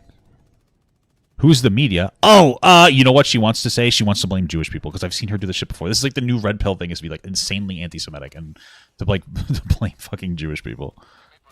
Your knowledge base, that you are the intellectual aspect that you're basing your free action on, is compromised and false, then you are going to will based on a lie, and your very ability to act in a rational way is going to be compromised by your experience in your environment. But you are still responsible for the decisions that you make, and that's my point. Sure. Your point is that you have a level of personal responsibility for your decisions. Wow. Who would have thought? What a fucking smart person. I'm actually going to come in my pants because of how smart she is. I just don't like excuses. I don't like blaming everybody. I think that women. I think you're overcomplicating it a little bit. No, from my point of view. I think I am articulating what you say. I think that Pearl is probably always the dumbest person in the room, and I think that that's a very interesting. I think it's interesting to always be the dumbest person in the room, especially since you're not aware of it. Like I think that that's a very interesting sentiment. Very interesting, Pearl, that you somehow managed to be the literally fucking stupidest person in every room that you go into. That's got to be incredibly distressing for you. Which was true, actually. But then you reached a non sequitur conclusion, which is you said, actually, yeah, our environment does kind of... I didn't say it doesn't. I don't say it doesn't play an effect. I'm saying that you're responsible for the choices you make. Cool. And ultimately, that's my point. And so when you're constantly blaming everybody else for the decisions that you make, and I see that a lot with women. I see it's the government. But not with men, of course. The red pill blaming women for it's funny that Red pill blames women for everything, and then she's like, which is okay as long as it's from men. I don't understand. Like, you're literally living in like a victim complex. It's fault. It's your school system's fault. Even though these all are insanely determining factors. I mean, really, the school system's run by women. Oh my God, women do be teachers, guys. Woof, they're so shitty. Well, teachers are mostly women. Wow. Yeah, I mean, sure. And that's women's fault because they do that. Like, or should we blame minors for mostly being men? Not like child minors, like, you know, oil rig workers. Like, I don't understand. Like, I don't get it. The media. Women make 80% of consumer buying decisions. So the media is catering to women. Okay, so like a consumer buying decision is because women do be shopping, right? And like as a man, what usually women, like my wife makes a decision on like what things in our house looks like, what we eat for dinner and stuff, because like she's making it. That's what they're referring to. Like, what does a bed look like? Men, and generally speaking, men tend to have like one room in the house that they care about. And this is that room. And my wife actually cares about it too. She's gonna help me out. It's gonna be fun. Like men, like that's who cares. Like, okay. Yeah, sure. I'm not denying any of it. I'm not really and then men tend to be the ones that make the bigger decisions. Like, okay. Denying any of these things. What does that have to do with anything though? Like, I'm getting sunlocked by this fucking idiotic question, like, or idiotic statement. Like, who cares? What does that matter? I'm confused because we seem to have arrived at this. You seem to be contradicting yourself, but I think she's just info dumping because she's fucking dumb. Where am I contradicting? By acknowledging that the ways that we get knowledge will affect the way that we can exercise our free will, but then saying that the ways that we get knowledge, which are by definition environmental, don't actually affect our you can also get knowledge through life experience and like watching people that are older. But you don't experience life. Okay. Yes. Like, do you realize that life experience happens by existing in environments in life? You get life experience of realizing what kind of a person you don't want to be with by dating a person. You get life, like that's where, what is she? Okay. You experience life in community, which is my point. Yes. Yeah. Well, my point, I'm not trying to. She doesn't have a point. She's just trying to be a contrarian that victimizes men. That's it. We're complicate this. It's just that women are I think we're responsible. undercomplicating it, unfortunately. Which is why you've reached an erroneous conclusion. No, I think that women were responsible for the choices that we make. And Wow. I'm just not really into, I'm really not into it. I'm just not into it. I'm surprised Michael isn't just shouting at her, calling her a fucking moron, because holy fuck is she dumb. Yeah, go ahead. Regardless of how they got there, if it's sin is a sin. It's still sin. Regardless of what the culture tells you it's okay to do. Yep. At the end of the day, it's still sin. You still have to answer for the consequences. So what? Like, is that like a preschool guy over there, like a preschool teacher trying to explain this to her? Like, what's happening here? Yeah. So what our friend Glenn has mentioned here off camera is he made the point, an apt point for this discussion, which is that a sin is a sin. Whether you're I need my friend Glenn here to talk to her like a fucking toddler because she's just so stupid and he doesn't get it. Want to do it or not. But that actually is not the traditional teaching of the church. There are certain Protestant denominations that say that that's true. But the traditional teaching of the church, still the teaching of Catholic Church and Eastern Orthodoxy, is that there are different types of sin. There is venial sin and there is mortal sin. Vagina? And what's the difference? The difference is that a mortal sin is committed with full knowledge and with your consent. So the reason women not know they're getting rid of the dads in the home. I think women are fed a bunch What do you mean they're getting rid of the dads in the home? I don't understand. of lies by our modern liberal feminist culture, and it doesn't obviate the fact that what they're doing is often sinful, but it does create an important distinction. And the reason I really don't mean to be pedantic on this point, but this is like the fundamental distinction between a liberal individualist worldview and a more conservative traditional classical worldview is what free will is. And the liberals on the left and the right believe that freedom is the ability to do whatever you want whenever you want to do it, and the conservatives believe that freedom is doing what you ought to do. So what sin? I guess. I mean, usually the conversation about free will from like more progressive leaning people is going to be that like we have none and that we're all a combination of different like of choices and events that like lead you to this point, and like you're not actually making a decision. Like this is a whole philosophical conversation I don't care about. Sin are women not responsible for? What do you mean? What? Like what? I'm confused at your point. Like what sin are women not responsible for? I'm saying that. What is she talking about? So are you saying they're venial sins? I'm saying that there is a distinction between venial and mortal sin. Okay. I'm suggesting that knowledge and consent to sin are integral parts. I'm just trying to apply what you're saying to the analogy. So if women are choosing to get STDs, abortions, be single mothers, alienate children. They're choosing to get STDs? No one wants an STD. What are you talking about? I'm saying that where in this process are they when women sort of responsible? When women have been raised their whole lives, probably maybe by divorced parents, raised their whole lives to be told to pursue a career rather than family, to go on birth control pill at age 12, to go to college and study some stupid nonsense. Well, I mean, just to be clear, birth control, in a lot of instances, women like birth control because it helps regulate up their period, and women can sometimes struggle with that. And get a $200,000 student loan as a result of that. No, most people aren't getting $200,000 worth of student loans, but okay. There's no such thing as right and wrong. There's no such thing as virtue. You just got to go get your bag. Okay, no, that's true, but okay. Maybe you're going to end up on OnlyFans because you can make more money doing that than you can and waitressing. Yeah, I don't think that that's the typical society. They just don't centralize it around religion because religion tends to be very homophobic and transphobic, and people are just not about that, and also tends to be a little bit sexist as well. And they're told that for their entire lives. It's not that they don't bear any moral responsibility, but it is greatly reduced compared to someone who has proper knowledge and the exercise of their will. Oh, see, I've been on the other side of this. What's the other side? No, the other side is it doesn't matter. Whoa, no, because again, babes. it's like you tell women these things, younger women, but women are going to do what they want to do. I guess I'm just anyways. confused because previously you said that it's all different now because of the social conditions Oh, have changed. But now you're saying it No, doesn't no, have I'm to saying be there's social more freedom. I'm saying there's more freedom for women to do what they want to do, and I think that when you have the most the liberal freedom, movement. I think when you have the God damn it, freedom for women. I can't. We got to go back. most choice, you see what people truly want to do, not what they say they want to do, but what they choose to do. And how do people come to their desires? How do they come? I know we're gonna Probably the OnlyFans. go back to Google, huh? No. So I'm trying to part of it understand. is through habit. So So if you get a guy who is a Hunter Biden, you get a I got like a lot of student loans. So I'm paying off my ex's loans. It's insane. guy who's like a drug addict, derelict, Yeah. right? And you put him in a room Do with a bunch something of about hookers and blow and a cello. And you say you can do whatever you want. You can go play Bach on the cello, or you can go hang out with the hookers and the blow. Hunter Biden or a guy like him probably not going to pick the cello. But Okay.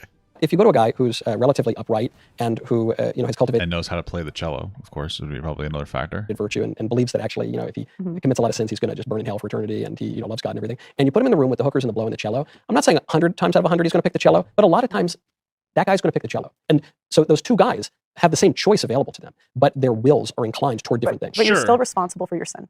Yes, Okay, that's it. Cool. That's what I'm not really in. I don't think coddling women helps us. I don't think. I don't but think- She's just like a fucking idiot take machine. Like she just keeps saying it's not that that's the point that she's arrived to. Like I don't think we should coddle women. It's that she doesn't have the capacity to understand like a very basic philosophical premise that fourth graders understand. I don't think. addressing social reality. I don't. No, I think it's just a bunch of excuses. Okay. I think as a woman, I know women in the same environments that picked completely different things. So Wow. that's my. Cool. Okay. You can disagree, but What women? Can you just tell me what that means? I know Yeah, right, women. people are I know different. women. Yeah, Yeah, yeah. I know women that they're in the same family. One chose sex work or something similar. One chose to be a housewife. Same family. Right, but if So- you're saying like so, to the point you opened with when yeah. you say look, it's different for the younger than 30 women or whatever. It's totally because the social circumstances have changed. I agree with you, but then the thing that has changed Mhm. is not the women and the nature of the women. The thing that has changed is the social circumstances, and so the place you're placing the blame, even you as you describe it, is in those changing laws and customs and norms, not on the nature of women. No, I still think you're responsible, but I don't think the laws are fair to men. So you would and you would change the laws, but you don't blame the laws for the problem. But you would change them anyway because they're Well, bad. if I can legally kill someone, should I? It depends on the circumstance. Okay. But in general, What's in general? I mean, if he's like threatening your family, perhaps. If he's just you don't like the cut of his jib, probably. yeah, but you know what I'm asking, okay? I don't know what you're asking. Pearl, I promise No, you, I do not know no, what but you're that's what I'm saying is like just because you can do something, it doesn't mean you should. Yes, I agree with that. What does this have to do with anything about this conversation? I don't get it. Like this is like fucking brain rot. It depends Well, what I the thing don't. is. Like, what's your? I'm really just confused at what your point is. So, are women responsible for their sin, or they're not responsible? I think culpability for sin is contingent on knowledge and free consent, Okay. which are depend upon to a large degree how one is educated. And the question of education is very important here because the begetting and education of children is the primary purpose of marriage, which is a natural institution. And so it The bakery is empty. Oh, that sucks. I'm sorry, baby. seems to me that the idea that you are I guess that makes sense. furthering and advocating, which cuts against the practice of marriage today, unravels doesn't- all of these things. It doesn't cut against the practice of marriage. I advocate that the laws should change. Right. And until the laws change, Men have to decide for themselves. I think you're Right. exploiting the issue. I think that men are I think you're a stinky little coward. tired of being told what to do by women. So I think every man has to decide. Do you disagree that every man should decide for himself what makes sense in his life? I do. I think men ought to do what's right. Okay, and you know what's right. I hope I do. I hope I've cultivated my faculties of reason and moral conscience to such a degree that they can correspond with God's grace and basically lead me right. Yeah. I mean, it almost sounds like you're playing God. I want to say slurs at this person so bad. What is she talking about? All Michael Knowles is saying, hey, I have a moral and a philosophical, way that I operate in life, and I think it's best for everybody because I've had a good experience with it. I agree. Generally, I feel the same way about my philosophical and moral life. Him saying like, hey, this is how there's nothing like that's what being a leader is about. No, like trying to advocate for your way of life that you think is the best for everybody. And she's like, oh, so you think you know better than people? Yes, everybody like kind of does. What are you talking about? Like what is she talking about? Like she's trying to get dunk moments on Michael Knowles on some stuff that nobody disagrees with. Nobody thinks you're a bad person if you have a way that you like, oh hey, I think it's good if you do this in life. Nobody's like, wow, you're a fucking idiot, unless you're incredibly stupid like the red pillars. If you want to be miserable, I guess. But I don't get it. I don't understand what this is. What is their point? No, but I hope that I'm cooperating with God. And I'm a rational creature made in the image and likeness of God. And that fact is borne out in my reason, which is what we're supposedly here to do. And the fact, Pearl, that you keep backing away from using our reason to come to certain judgments about how men ought to behave and about good and bad and right and wrong seems to me a denial of what is basically the premise of any conversation, which is that we can know something about reality and come to conclusions about it. And I think you do come to those conclusions, but then you evade the responsibility for it by saying, I just tell men to do what they do. Oh, Knowles is starting to put it in her. I think that facts don't care about your religion. Oh, facts don't care about. Oh, I love this. This is what, dude. I was saying this before. What did I say? Pearl has a bunch of different one-liners she's heard other people say, and then she reappropriates them, and then she says it back. Facts don't care about your religion. Facts don't care about your feelings. She's quoting Ben Shapiro and putting a slight turn onto it. Like it's incredible how fucking predictable she is. Like she's a series of one-liners. Like listen to the way she talks. She's a series of, I think that women are responsible for their decisions. Okay. And then Michael Knowles like, yeah, there's an environmental impact that we need to focus on to change that because I think it's making women worse. Yeah, but I just think women are responsible for the. She's a take machine. She's a singular take machine. She can't elaborate on her take. She's a singular take machine. That's all she is. She's incredibly fucking stupid. Thank you so much, Crab Rangooner, for the small gut, brother. Thank you. So I think facts don't care about the way you feel about them. What do you think a fact is? What do you think a fact is? That women are paid to leave marriages. That's just a fact. No, it's just not. Yeah. And so, I mean, that's just. See, women are paid to leave marriages. I mean, it's just one-liners. It's a fact, and the way you feel about it doesn't change the way it is. Actually, the way that I feel, which I like to think I've arrived at that through reason, so I think it's tethered to something real, does affect the way that I behave. And the way that I behave does, to some degree, affect the social circumstances in which we all live. So in a way, actually, a friend of mine says facts don't care about your feelings. But politics largely cares about your feelings. And your feelings are cultivated through virtuous and vicious habits. And being selfish and sleeping around and not getting married and not having kids is vicious. And getting married is very virtuous. I don't say that men should sleep around. But you say they shouldn't get married. If you were to... You downplay men cheating and upplay women cheating. Like you downplay it significantly. You like literally will justify a man cheating if he makes enough money. Like you effectively advocate for men cheating. Give advice, which you don't. I say that men should be extremely cautious when getting married. I say they should vet women. Can we never watch Pearl? Thank you so much, Barbecue, for the $2. Listen, it's content, baby. We got to do something, dude. We got to do something. I was curious about the conversation. I wish it wasn't 2.5 hours, but hey, like, you know what? We're on that fucking grind, baby. Heavily. And if there are not enough wives, that might not be the way that they end up going. So what should they do then? It's so interesting. It always goes back to that, like me telling them what to do. Every guy's got to decide for himself. Yes. Like it's a coward's game to try to pretend or identify a problem and then not try to offer a solution. When you identify a problem or something you consider a problem without offering a solution, what it means is that you're just trying to make people like you're fear mongering, right? Like if I sat here, like that's literally all it is. For you, like it's a good question because why? Like if this is such a big problem, what's the solution? And also asking somebody what the solution is to a problem that they have identified or a supposed problem, asking them if they can't answer that question, it means that, in my opinion, they haven't thought about it enough. If you're telling me a problem about the world, but you're not giving me a solution to that problem, that means you haven't thought about it enough. And it's like, why are you really telling me that? Like, you don't have anything? You haven't brainstormed anything? Do you really care? Like, okay. In Pearl World, which we were living in Pearl World earlier, then what would men do if they begged you for advice? I would say go talk to a preacher, your pastor, a preacher. I thought facts don't care about your... She has this weird nervous laugh when she feels cornered. She gets cornered by the most basic fucking questions. Religion. or your father. Or look, I just don't. Not your mother though. Again, I'm not in the business of telling men what to do. Okay. And that's you literally are, but okay. Not, But I think you kind of are. Not really. Not really. I just don't think. Do you have any? It's because it depends on the guy. Because you'd first ask like what their situation is. Every person has a different situation. But every man... I mean, you're saying that like all women are bad and only get married for money. So like, what do you mean? It sounds like you're generalizing when it comes to women. I don't understand what's the... Talking about as a man. And there's some things that are common to men, like human nature. And marriage, being a natural institution, is something that is common to men. Right? But it's not the way we do it today. Some of us. Marriage today is not marriage anymore. It's not marriage when... I mean, it's probably better. Actual marriages, like, because there's a higher chance that they'll be like founded on love. because you don't have to be forced to stay. You're not forced to stay together. It's not marriage today is not marriage. Also, get divorced if you're not in love. I don't want you to ruin what my divorce, what my marriage means. It means a lot to me. So go get divorced if you're not in love, because marriage is love, and if you're not in love, fuck off. Okay, I don't want to be. We're not the same. All right, our marriages are not the same. Bitch. Anymore. What do you mean by that? When the average marriage is 7 to 8 years, when 90. Do you like that? Do you like that though? You heard that? She was saying 7 years the whole time. Now she's saying 7 or 8 years because she knows her statistic is skewed. It's actually 8.2 years, but that doesn't matter. The point is that she knows that she lied, and the question is like, why is she lying about such a? Because it's such a small deviation. It's 7 instead of 8. It's like, oh, maybe she just got it wrong. But now she acknowledges that she knows it's wrong. She knows that she's lying by saying that. Like, what's the motivation? It's this sensationalization of this of what's going on, because and not only is marriage is 7 years, it's actually 8, but it's only 7 years. And whose fault is it? Always women's. That's what it comes down to.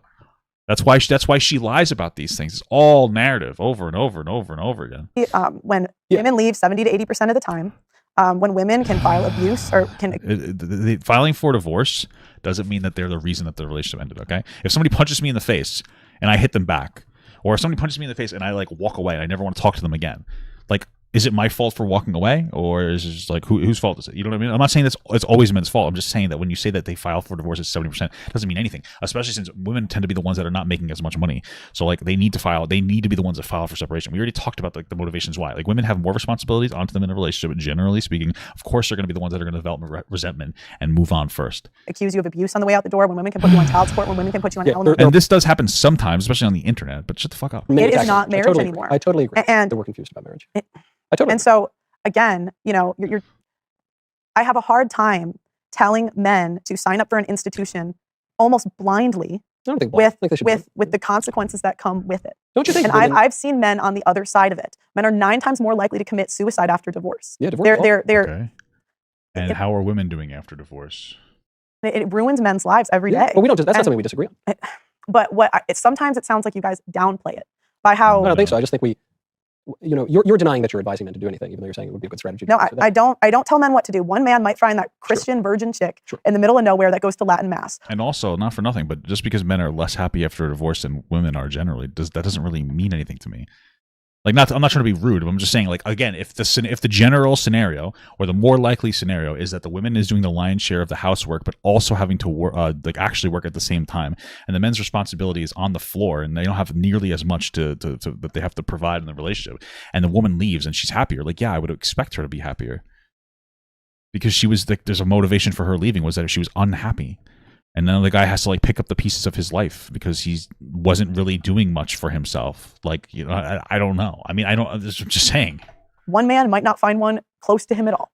And even I know someone that runs a matchmaking service for like Latin mass. Right. No, they're having the same problems. And this is for the Latin community. I know someone that runs one. He tells me the same thing. There's too many men. There's not enough women in this specific one. Yeah. Well, that's because they're all fucking gay. And the women are a bit too high of standards, a bit delusional in what they have. Have you ever been to the female? It's like, yeah, but my point is, so you're going into the churches, you're finding the same problems outside of the churches. Maybe some of them are a little slower. Yeah. Some of them are a little slower to hit, right? Like Latin mass, I would say is one of the better ones, but there's still a record number of annulments. We still see more liberal. Again, not among the trads, but in the Catholic Church broadly, the annulments have gone up. Correct. And so my point is, it's going to be tough to convince men to join these things when even the churches seem to be going left. Yeah, I agree. But the churches are teaching egalitarianism. Like this, some are. I went to, and I know a lot of these are anecdotes, but when you start everything you've said is an anecdote. What do you mean? A lot of these are fucked. Start to interview as many people as I have, you start to see patterns. And you're interviewing one type of person. And I'm hearing you have an insane bias. You're not seeing a pattern. You're very easy to manipulate. Like a man could, like O.J. Simpson could go to Pearl and be like, she was hitting me and she was abusing me, and she would run with the narrative because like she hates women. She hates her mother so much she hates all women. That's really what it is. When it really boils down to it, she hates her mother because her mother used to be like fucking hard, like toxic as fuck to her. So she has that bias. She's always had this bias against women. That's what it really boils down to. She's a shit mom. For men, that the church makes their wives worse, not better, because they're being told in like this is the thing. Like she's admitted it. Her mom used to like harass her about her weight all the time. Bible, like they're being told in their Bible studies that they're women led, and they get all these schismatics. Who cares if it's a woman's led Bible study? Created problems for all of history. Yeah. But I don't think the church is a failsafe in a society that pays women to lead. No, there's risk in everything. Okay. But to your point, Pearl, you've said that, look, you're not prescribing anything. You're just observing how things are, and the men don't want to get married. And, right. I guess what I'm observing is that men still like women, even with all the kind of weird rainbow stuff. Men still like women, and women still like men, and they're still going to get together, and they're still going to desire children, or at the very least, they're going to do the things that lead to children. And so that's going to happen, whether you advise them to do that or advise them not to do that or whatever. And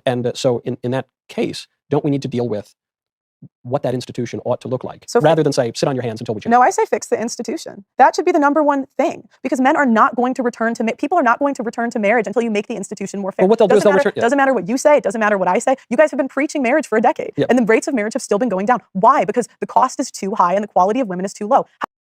When you say the cost of what?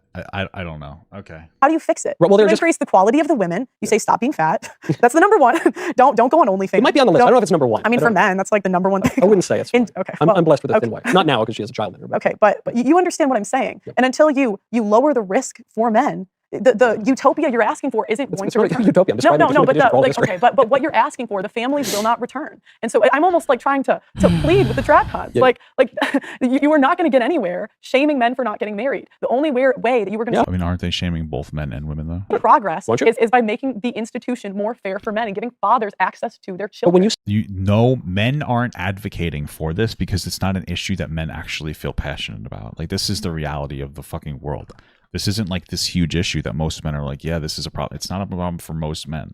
Is there a problem? Like, generally, sure. But like, that's the reason why nobody's voting for this, because it's like, there's nothing to really vote for. There's not a whole lot. Like, there's not really a pressing topic. So like, what's to change? Most people don't care. Like, it's not really, they know that it's not as big of a deal as you're trying to make it seem like. you say make the institution more fair for men, you're saying make divorce a little nicer for men. I think divorce is the problem. No, not the solution. I agree with you. I don't believe, like, I don't believe in divorce. Okay, so if we could ban divorce tomorrow, great. But I think for the time being, so if we could do that, let's go. Yeah. Right. But for the time being, it's like, okay, at least there should be mandatory DNA testing at birth. No. I don't know why you. Okay, because it's calling my wife a whore to do that. I mean, it's ridiculous. Why? Okay, because so the assumption. The mandatory. This is what I thought was funny. Mandatory. There's no reason to do mandatory DNA testing at birth. A father already has the right to do DNA testing if he doesn't trust the mother. If the mother's a bitch and like fucked another guy and had their baby, that's terrible and that shouldn't happen. But like, mandatory DNA testing is stupid. Like, for what reason? Of the first of all, mandatory, good grief. But the premise of it is that my wife is sleeping around. Okay, so I'm quite confident my wife is not sleeping around. the woman feels icky for a little bit, but then The man feels what? What are you talking about? Feels icky. Wait. The woman feels icky for a little bit. Fine, maybe the man feels icky. Certainly, but it it prevents men from being put on child support and raising kids that aren't there. You're saying This is a very non-existing issue. It happens for some people, and I feel bad for you, but it's a dumb waste of money. That's where I'm going.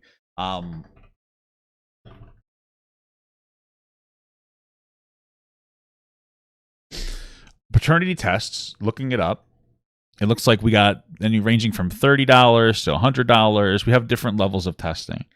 Let's say it's $30. Everybody needs to get a DNA test, mandatory. I mean, that just sounds like a massive expense. Who's paying for it? Like, I don't know. Like, for what and for what reason? Like, why do we need to get? Why does it need to be? Like, I'm never going to ask my wife to get a DNA test. Like, for what reason? You already have the right to demand a DNA test if you want it. So, as a father, so who fucking cares? And if people want to opt out of it, fine, you can opt out. So it's not mandatory. But it's voluntary. But it is voluntary. Yes. I think. No, fine, you can opt out. Okay, so that's what people are doing. So I think it would be better if it was mandatory. I think that's a better. So then the men can opt out. Oh my gosh, what are you? I'm just trying to figure out. No, what you're saying. I would say mandatory DNA testing at birth. That I think would be better. okay. But even though the men don't want. Look at. So you're telling a man now. You're contradicting what a man has to say. Because you haven't been in that situation. Do you know I've been in birthing rooms. Why do you guys make light of like situations that? Bro, I have What are you talking about? Like, you're forcing men and women to do this when they don't want to. been in the situation, and you have not. I've been in the birthing room twice. No, I'm talking about a man raising a child that's not his. Oh, yeah. It's not an uncommon At thing. least one of my kids. Okay, again, I don't care. Like, there's a difference between a man raising a child that's not his versus a man raising a child that's not his that he doesn't know about. Like, just to be clear, these are two different things. So when you bring up statistics about, well, other men raised kids, raising another man's kid, okay, are they doing it consensually? Because there are people in my family who are divorced and they've raised another man's kid because they married somebody else. So what does this matter? Looks like the other one looks a lot like mine. No, but okay, but we're trying to make jokes, but this stuff is serious, Michael. Yeah, like, this is serious. Like, I guess. It's not really that serious. I guess But- the implication, so- the implication though is that in 2% or whatever, where the woman has cheated or something, And again, we're bringing in lots of different demographics and circumstances here. But in that case, then the parents get divorced? I thought you just said we're going to ban divorce. No. Well, okay, if she's committing fraud, then yeah. She's committing adultery. Do you think adultery is grounds for divorce? I thought you said we're going to ban divorce. This is what I mean by the liberal kind of things creeping into He kind of got her. I mean, in a marriage, you're supposed to stick through it thick and thin, even if that's happening. So, like, that's kind of funny. I'll give a couple exceptions, but Why? I personally, I don't know if banning divorce. I think you're trying to railroad me off of the real issues. I'm not. I'm trying to figure out what you're articulating, and you're contradicting yourself. I'm not contradicting myself. Yes, she is. Oh Just my did. You said we'll have Okay, mandatory fine, testing. fine, We want a fine. mandatory. Because ban divorce. We'll ban divorce. I was trying to compromise here because Okay. you said you felt icky. No, she's just never had anybody push back against this in like any way, so she doesn't know what to say. She feels stupid. I said fine. Michael Knowles will get the note. I get the exception. Yeah, That's you good. can be Okay. the exception. All right. Well, that's good. I'm happy to be an exception. But my whole point is that this stuff is serious, Michael, and you are not going This is serious, Michael. Michael. to see marriage return until you start enacting policies that protect men from the institution of marriage as it is today. Oh, sure. Yeah, but we don't disagree on that. Then what's the argument for? What marriage is, why it's still good to do, no matter what the policies are, why man is inclined toward it. Any policy? Yeah, I think marriage is always good. Any policy. Yeah, I think any country in the world at any time in history, it's basically good to get married. So a guy, so if they make a policy that, I'm trying to think of something crazy. Yeah, so they can make this crazy policy that would never happen, and you'd still be in support of marriage? I mean, even the policies that are today, it's like She couldn't even think of a fucking hypothetical. Like, even if the policy was cutting a man's dick off and making him piss through a straw, you couldn't have thought of something, Pearl, like on a fucking whim? Like, that if. So really, any policy. Wait, what? What? You would say that you have a son, so your son got married, and his wife got pregnant, and come to find out, 5 years later, he's not the biological father. He's been living this life for the last 5 years. You're saying you would advise your son to stay married to him. So the question, because I have a microphone on, was if my son were married and his wife cheated on him and had a kid by another man, would I support my son divorcing? I do not support divorce under any circumstances. So I think Matthew 19 and 1 Corinthians 7, where he says, due to the hardness of your heart, you're allowed to divorce your wife under the pretense of sexual immorality. he doesn't say that. But so the question that was brought up from off camera was what about the so-called acceptive clause? Why does this person keep coming in to like glaze Pearl? She can't defend herself. It sounds like they're treating a woman.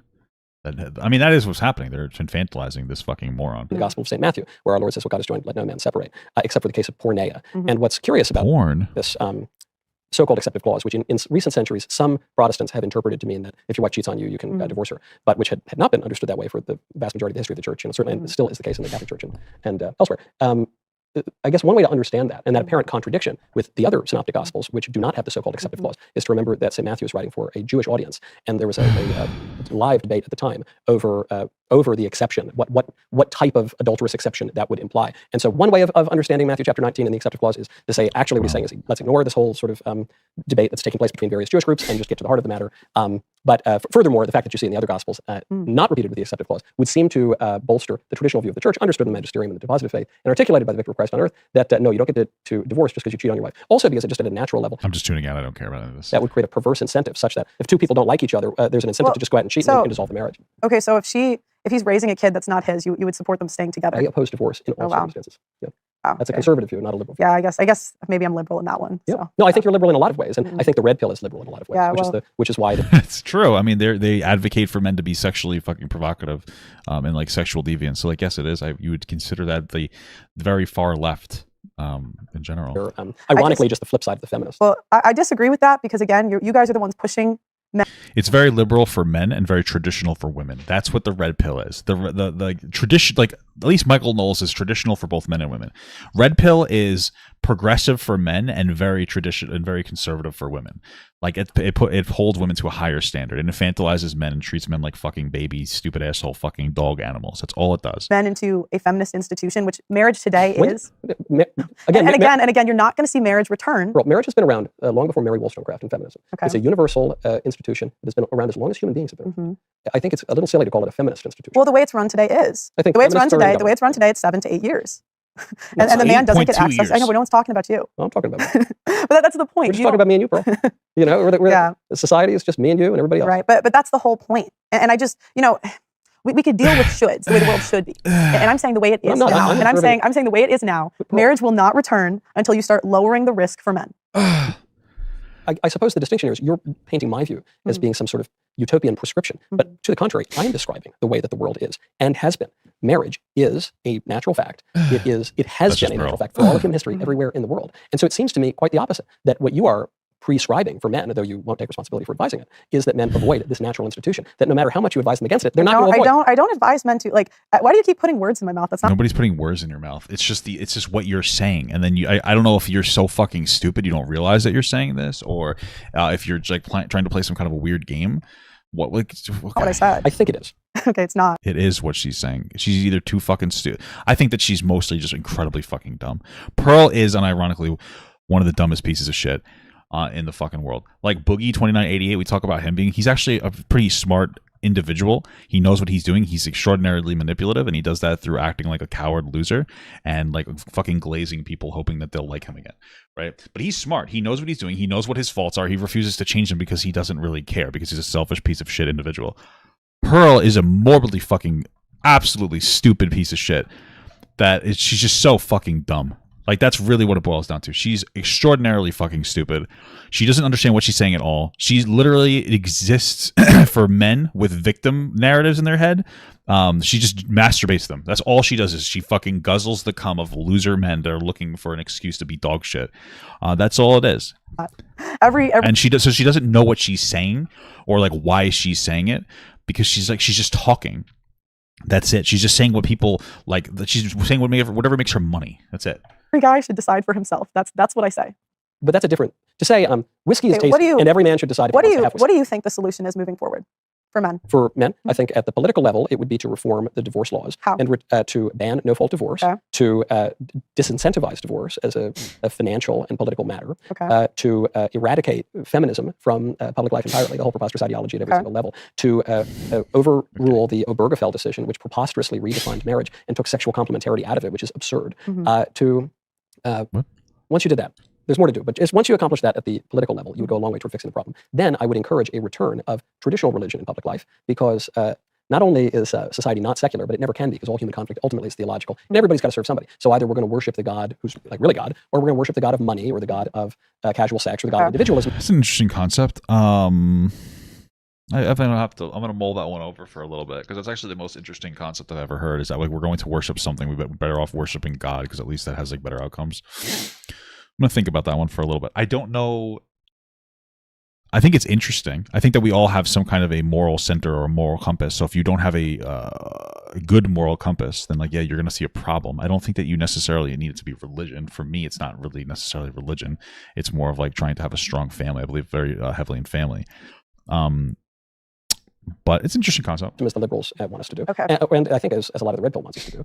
So I would restore traditional religion in public life, and the religion that built our country and our civilization. And then at the individual level, I would, I've now restored families, which is I'm pleased to say. Wow, good job. I would recommend that individuals behave in accordance with right reason and virtue. So you've already gotten rid of the liberalism and the feminism. You've gotten rid of the subjectivism and the kind of language you use, which is just do whatever you want, man. I don't think people ought to do whatever they want. I think they ought to do what is right, and that will The Destiny Pearl conversation, Destiny Jordan conversation. We have to do that probably tomorrow. Their desires. Their very desires to inquire imperfectly, because it's a fallen world, but largely toward things that are good and conducive to their flourishing, which is how we lived until relatively recently. So I don't disagree with any of that. Yep. My question is, what should men do in the meantime? They ought to, be politically involved. I don't advocate an individual political quietism. They ought to be politically involved and elect good candidates and things like that. They ought to, a practical... Try to make sure that you get married to the right person, guys. Make sure you vet the person well. That's all I can say. Okay. Level, go to church, work hard, put away the porn, don't do like drugs, do things you want to do, date in a way that is virtuous, and then get married and have children and be fruitful and multiply, because if we can't out-argue the liberals, we might at least outbreed them. And what do they That's fair. do if women don't want to get on their program? Find a woman who does. Pearl, I guess you have a dimmer view of men than I do. I think men can be very persuasive, and I think that men can lead women. What's the answer, Pearl? Should men just rape them, or what? What should happen? In bad ways and in good ways. Okay. And so I would recommend that men take a leadership role, as we once had in the family and in society. Can men lead women that don't want to follow? Yeah. Okay, I disagree. I guess it's so interesting, because one thing that I've noticed is that like we always shift left, but I don't think that women are as left leaning as society is, like, or the internet tries to portray them. I think that women just like having the ability to work and have some more rights and not be abused. But women still like to take a more I guess you'd say like more passive role in a relationship, or a submissive role. I guess women like a strong man. They like to be able to advocate for themselves, and they like a man that will advocate for them and consider them and be empathetic towards them. But they still like to be in that more passive role. So it's like, I don't know what you mean by like women wouldn't want to listen to whatever men. Like women would love that. I think most women don't want to work. Okay, they would love to have a guy that treats them well, that makes good money. They can stay home and take care of the kids. They just want to be respected. I mean, that's really what it boils down to, man. So like, I don't really know what she keeps saying and talking about like women that don't want to be led. That's just one thing. This is a problem that's happening. So I don't care. I don't think men can lead a woman that doesn't want to follow them. Okay, so then don't engage with that woman, guys. Whoa, we fucking figured it out. I think that's a recipe for disaster. I think that Cool. will and desire are shaped by all sorts of things, including the persuasion of good men. Sure. Yeah, I don't think you can lead a woman that doesn't want to follow you. You can't, so don't talk to them anymore. Guys, move on. So I think that's a recipe for disaster, personally. Cool. Thanks, bro. But appreciate I the think insight. until the quality of the wives go up and the risk goes down, How's you the won't quality see. go up? Told you They got to stop being fat. on the treadmill. I mean, listen, Pearl, you are the most worthless fucking person that I've ever seen in my entire life. You couldn't get any skinnier. You look like a literal fucking wet t-shirt on a fucking hanger. And you're sitting here talking about how women are valueless because they're fat. Like, dude, anybody would take a fat woman over you any day of the week. That's why you're still single at 26. You look like the most effective fucking scarecrow in a goddamn pumpkin patch. And you're sitting here talking about this. Like, you're just being like constantly picking, oh, fat, fat, fat. Yeah, there are people that are fat. Absolutely. That exists. Should you be fat? Probably not. It's unhealthy. People should make reasonable movements. But Pearl, nobody values you. Nobody wants to fuck you. You're physically disgusting, and like you're morally and emotionally intelligently worthless. Like, I don't understand what you're talking about when you talk about the value of women. You are so dumb. I don't get it. Like, what value do you feel like you give anybody? Like, what value do you feel like you give anything? You're an embarrassment to exist. I don't really understand it. I don't get it. Like, it's just like these dumpster points. Fat women. It's like, okay, cool. I don't get it. I mean, that's the first thing guys look at, right? Treadmill. The first thing anybody looks at is what somebody looks like. Okay. No, not being fat. So, What else? I mean, I think women, it's better if we save our virginities for marriage. Yeah. You know, Yeah, better, for sure. I would say not. I would disagree. I think that people should have sex before marriage a little bit to figure out, make sure that you are sexually compatible. You just shouldn't be going around like, doing too much. That's literally it. Accusing your husband of abuse, taking the kids and getting fat after you get the ring. Yeah, but they've already gotten married at that. I thought we were trying to figure out how to even. Oh, yeah, sorry. But that would be good too. I agree. Yes, that you shouldn't. Yeah. It's untrue. Yeah. And I think advocating for divorce reform would be a good step. Cool. So thanks, I bro. totally agree. And I really like that last point because it acknowledges that our behavior. Thank you so much for the $2 from Schmigglebop. That might be the funniest shit you've ever said. No. But thank you. Is conditioned by our circumstances. No, And, I think you're responsible for your behavior. then why would we change the divorce laws? So That's actually very funny. He's saying that like the environment, the atmosphere that we exist in, it has a level of responsibility for our individual decisions. And then he's like, that's why we need to ban no fault divorce, so you basically can't get divorced. And she's like, no, you have individual responsibility. But he's like, okay, then why would we advocate for this law? It's going to literally change the atmosphere, the landscape, and people's ability to make decisions. It's very funny. you can stop paying women to leave. Okay. I guess I thought we were trying to figure out how to get women to get married. That was what we're right. Well, So yeah, why would changing the divorce laws affect that? well, it would change the incentive structure. But I still think Correct. it's like, okay, you could be paid to do something She's just not getting what he's saying because she's too dumb. wrong, but you're still responsible if you do it. Sure, but you're more inclined to do it if the temptation Fine, is strong fine. enough and if your moral fiber is weaker. Yeah. Yeah. Yeah, fair enough. I agree with that. So we sort of agree, I think we broadly agree. Yeah. The only place I don't think so. I think that Pearl has no actual moral value, structure, or code.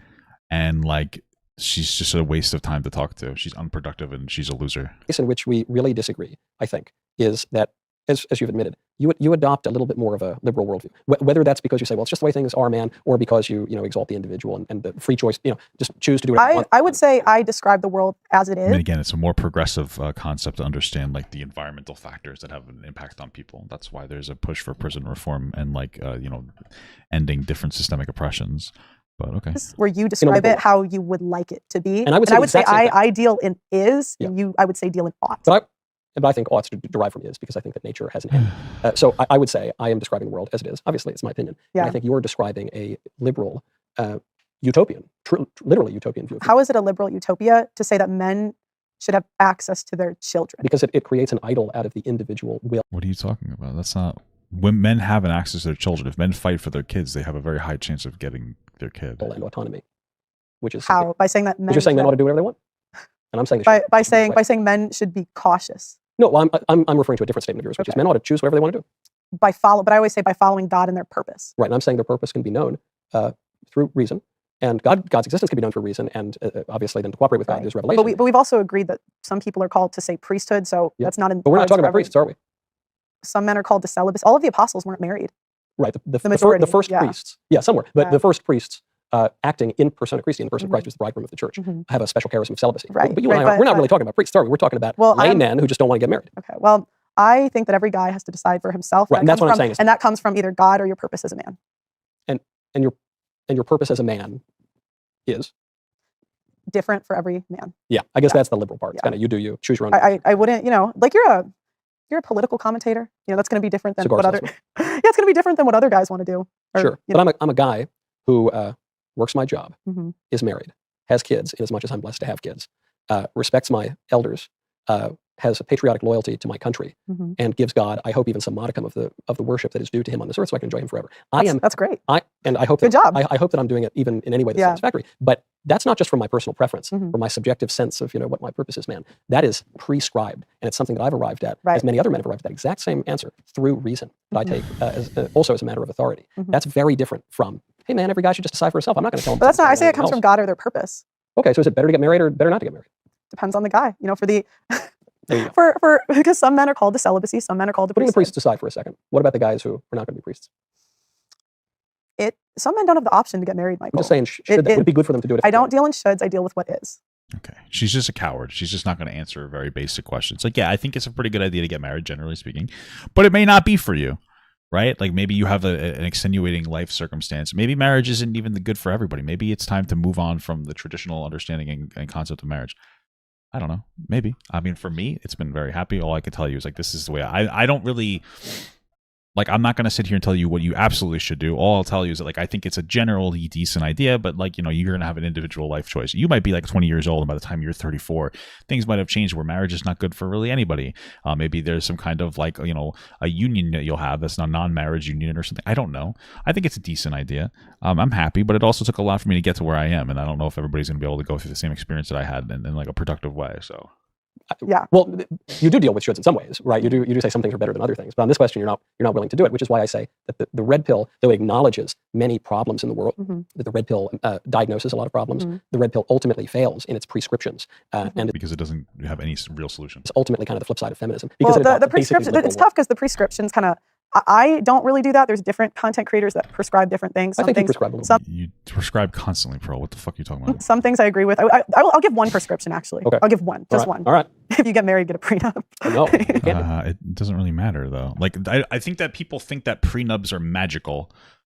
Like, this is just how fucking stupid she is. A prenuptial agreement is going to protect things that, like, are generated before the marriage starts. I don't think that prenups protect anything during generation. And like, what prenup are you gonna have when most people are like, most people, it's so weird because most people that are getting married, generally speaking, they both don't really have a whole lot going on. There's not a massive difference. So like, what's a prenup gonna do for you as a guy? For the average person, nothing. You're gonna be together for however long. You're both probably working. You're both making an individual contract to do different things around the house and the home and to fulfill different roles. Like, it's not works. Prenups don't work for everybody. Prenup, because it invalidates the sacrament. Really? Yeah, a marriage is fully giving of yourself to the other person. No strings attached. You don't even believe in prenups? Certainly not. The nearest I would come to a prenup would be, I call it the Michael Knowles prenup, which is, and I'm sort of cheekily suggesting it because I really object to prenups in all circumstances. But the Knowles prenup would be whoever initiates the divorce forfeits everything. Okay. That's the nearest that I would come to a prenup. Okay, so you kind of, but in 2024, you wouldn't advise a guy gets 30, 24, 40, 20. There's no reason to advise this because it's unrealistic and stupid. What are you talking about? 24, 10, 24. Like, if you're rich, yes, get a prenup, guys. That's pretty much it. Most people aren't. Thank you so much, Benjamin Max, for another $5. What's up, brother? For someone who talks about looks, she looks like someone who made out of crappy clay. That's the fucking truth, brother. Sorry, I'm just shocked. Like, you hear the stories I'm telling you. You know the state of New York. Yeah, the incredibly anecdotal stories that you're telling, yes. Today, the Catholic. You know the state of women today, and men still can't get prenups? Right. To protect them. I mean, I would say that he probably doesn't think that men are any better than women today. I don't know why maybe I'm wrong, but themselves. Right. Because probably thinks that men and women today are both like morally non-virtuous and should be more virtuous. Because marriage, in its nature, as you said, is a lifelong union of a man and a woman for the sake of begetting and educating children and for the mutual support of the spouses. But so if you begin that institution by saying this might not be a lifelong union, you have fundamentally undermined the institution before you've even begun. Wow, that's crazy. It's just a Catholic view. So yeah, but if you don't get divorced, what does it matter if you don't do it? Yeah, you don't get. I mean, that's the concept, though, is that like if you don't get divorced, why do you need it? This is the thing from like a psychological perspective. Michael Knowles is actually very right. Psychologically, I think I said it earlier in this video, but psychologically speaking, if you have to commit to a decision, you're more likely to be happy with that decision. That's like something that you learn in like psychology classes, like a very basic thing. They do very basic, experiment for it. They have two groups of control groups of people who are able to pick a painting, A or B, and group 1 gets to choose and that's it, and then group 2 gets to choose, but 2 weeks later they get to change the choice. The people in group 1 are happier with the decision because they can't change it. Your brain will psychologically, it'll basically tell itself that this is the right choice. It'll convince you that it's the right choice after you've engaged in something, in a decision that you cannot unmake. So like to get a prenup would be that, yes, it would psychologically actually potentially have a negative impact on the relationship. I'm not saying don't get one if you're rich. If you're a rich person, get one, but normal people, you cannot get one. It's just stupid. And the thing is, You're right. but that's what I think we're going back to. You say what ought to be, and I say what is, because even you're also saying what ought to be, and I'm also saying what is. No, you're trying to know, because I'm not trying to do anything. even in this scenario, the Catholic Church, the divorce rate is 35%. It's not uncommon. Again, though, so you're saying don't get in the car, don't put on a seatbelt. But the view that you're articulating is a kind of a liberal view, which is that we know what the Catholic Church teaches by just what the individuals might say in a given moment. That's not how it works. It works because there's a magisterium. Yeah, but women. He's so much $5 Schmingle Bob. She looks like a Barbie doll that got left on the dashboard and started. All right, guys, a little too much. We're gonna stop. No more. I'm not gonna read any more donations that are insulting to Pearl. Okay, only I'm allowed to do it. Okay. Years old that is articulated by a man. Those are pieces of shit. It's funny though. No more. And but women are not acting in accordance to the Catholic teachings. Yeah, many women don't. I'm just telling you what the Catholic view is. Right. I understand, but I think. Wow, I just didn't realize your views were that extreme on that. You mean that I believe what every Catholic believed until like 5 minutes ago? It's not really that extreme, but. I guess it is. Yeah, I don't know how you would tell a guy that you love like not to protect himself in an institution where in 2020 and 2024. Well, I mean, there's women that are good women at 22 and then at 42 decide the man's an abusive monster. How'd they come to decide that? I mean, I imagine that they've came to decide that generally speaking, maybe the man is abusive. I'm not saying always. I mean, TikTok is weird and sensationalized the words of like abuse and stuff, but like, okay. Usually, a lot of times their friends get involved. A lot of times they start looking at the wrong media, or they just get spiteful and decide to do it on their own. Watch how that spite begins. Or maybe sometimes those guys are abusive. I don't know. Okay. It's interesting how in none of these instances the men ever are abusive in some capacity. Like it could be a lot of things. One of those things could be that they're abusive. Or maybe they're not even abusive. Maybe they're like pieces of shit, though. Maybe they're toxic pieces of shit who don't respect their wives. They're not abusive explicitly, but they're not like they're bad men. And then like TikTok says that everything is so sensationalized and it's abuse, but it's not. But they're still bad. You know what I mean? So it's like there's varying factors here. But that these things develop over time because of rot that can set into a marriage that a husband needs to be vigilant about, and a wife needs to be vigilant. So if a woman decides to leave, the husband is still responsible. What the fuck are you talking about? A man is the head of the household and bears the leadership responsibility, in my view. It's not in the liberal view or the feminist. But he can't lead a chick that doesn't want to follow.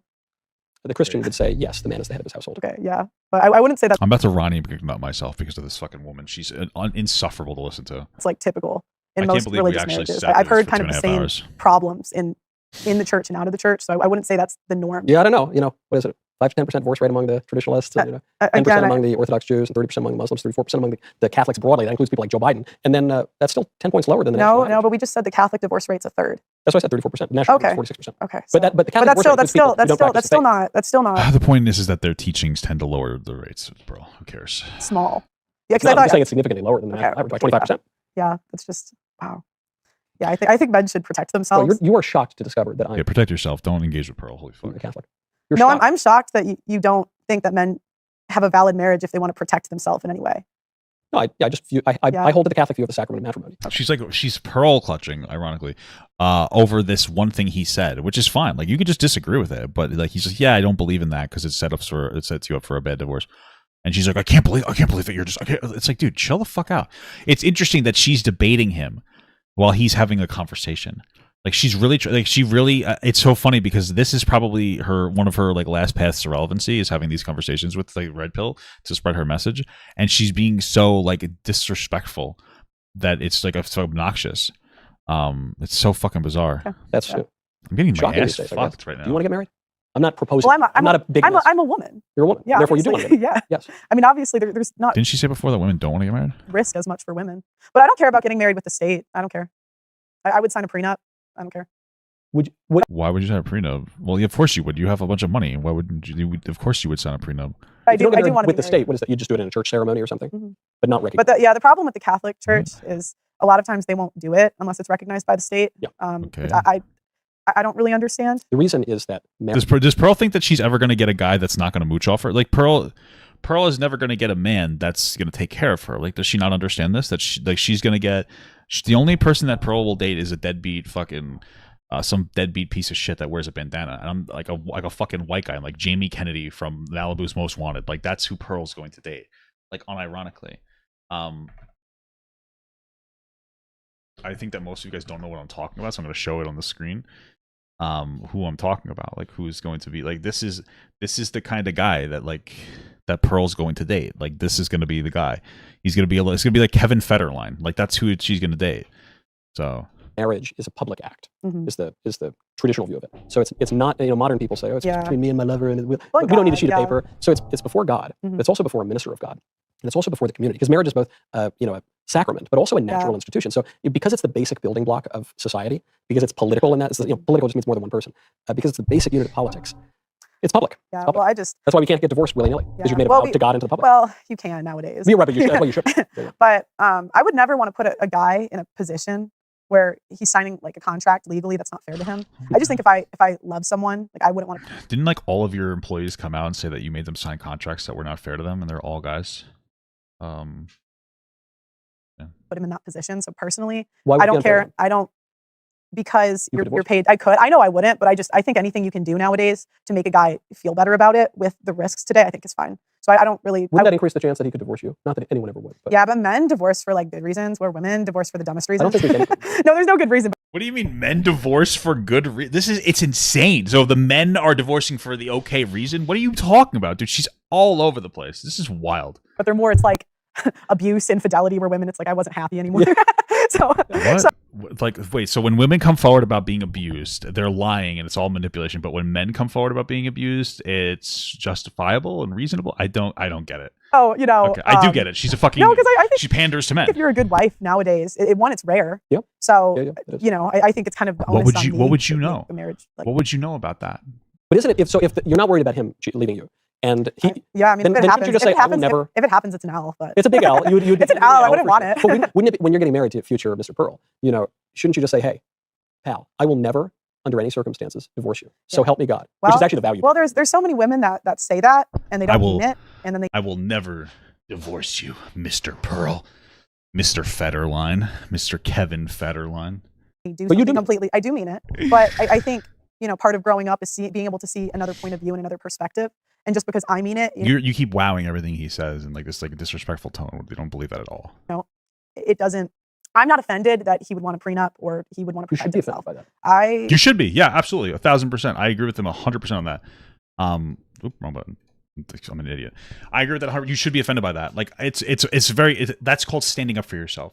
Like, first of all, again, if you're in a relationship where like the guy makes most of the money, that's a different conversation, right? But like, or if he's like rich, but like generally speaking, if you're like a guy and a girl like get into a relationship and you're both at the same spot in life, and the guy's like, "I want a prenup," you should be offended for fucking what? You have nothing to lose. You guys are going to build for the next 10, 20, 30 years. If you guys get divorced after 8, whatever you guys generated in that 8 years, it was together. So, it is what it is, man. You should be. I don't think you should be. I think we should be trying. I think you should try to make men like more comfortable with it because. Cool, great, thanks. But I Bro. don't think giving men a greater option to divorce makes them more comfortable with marriage. I think it makes them less comfortable in marriage. Mhm. I think Okay. the greater the opportunity to break it up, the worse it is for the institution. Yeah, but right now one party is rewarded where one's punished. Okay, Yeah. the party that's rewarded is the party that makes less money, but they're not even rewarded, bros. Just the fuck up. So One party has a great opportunity to do it, Mhm. and one party has much less of an opportunity. But I don't think that's ameliorated by growing the opportunity of the other party. Right? Wouldn't the better one be to just say, "May I be struck down dead if I divorce you, Val, but we're in it together." yeah, but you can say that, but it doesn't make it true. Great. So I think Your word is your bond, isn't it? I mean that's what they say, but But yours is. just Or not. because I would not leave and I would not divorce, I understand how many women have said that before and done the opposite thing. And while it's not my fault, I think it's fair to make men feel more comfortable with it. So I don't need the government to why do I need the government Because we live in to, society. but I don't think I need the government to confirm something that's between me, him, and God, and the It's not community, just and the between you and community that I'm in. Well, and the community. Yeah. That's the politics. That's just another word. I don't think the government really should be in marriage. I think that's something that should be in the church. What is the government? The government's the one that gives you like a tax break on it. But okay. I don't. What is the government? Yeah.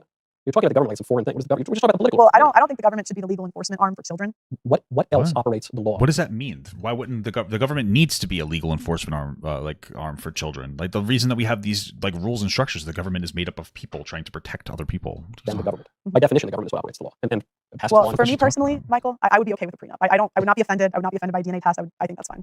All right. Cool. Well, you're Great listen, stuff. Thanks, bro. I hope you find a good man based on that. But I think you'll find a better man if you say I won't sign a prenup. I think I'll find a dumber man, but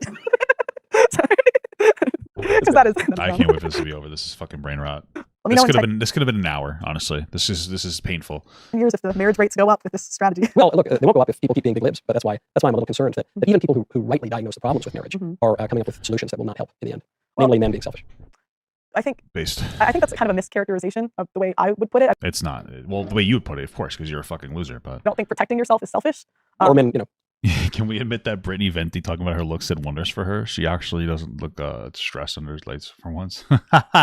Sure, I agree. Yeah, sort of walking away, as you put it. I said at the beginning. I did not say that every guy should do that. So I don't know why you keep trying to say I said I that. suggested it would be a good strategy. No, I said You're that. explicit. I said that some men will. So, No, you literally said it's a good strategy to do that. and I didn't say they should do it. So I don't know If you say something's a good strategy, you're saying that somebody should do it. But okay. what we're. So the phrase "it is a good strategy too" and "one should" are semantically identical. They mean exactly Okay, the same thing. it is an option. It is an option, but that's not. We all agree it's an option. We're just asking what's best to do. No, I don't. Again, I don't try to say what's. But you accidentally. That's. I try not to say what's best. I try to. Why not? You're a smart girl, Pearl. Why don't you tell us what you think?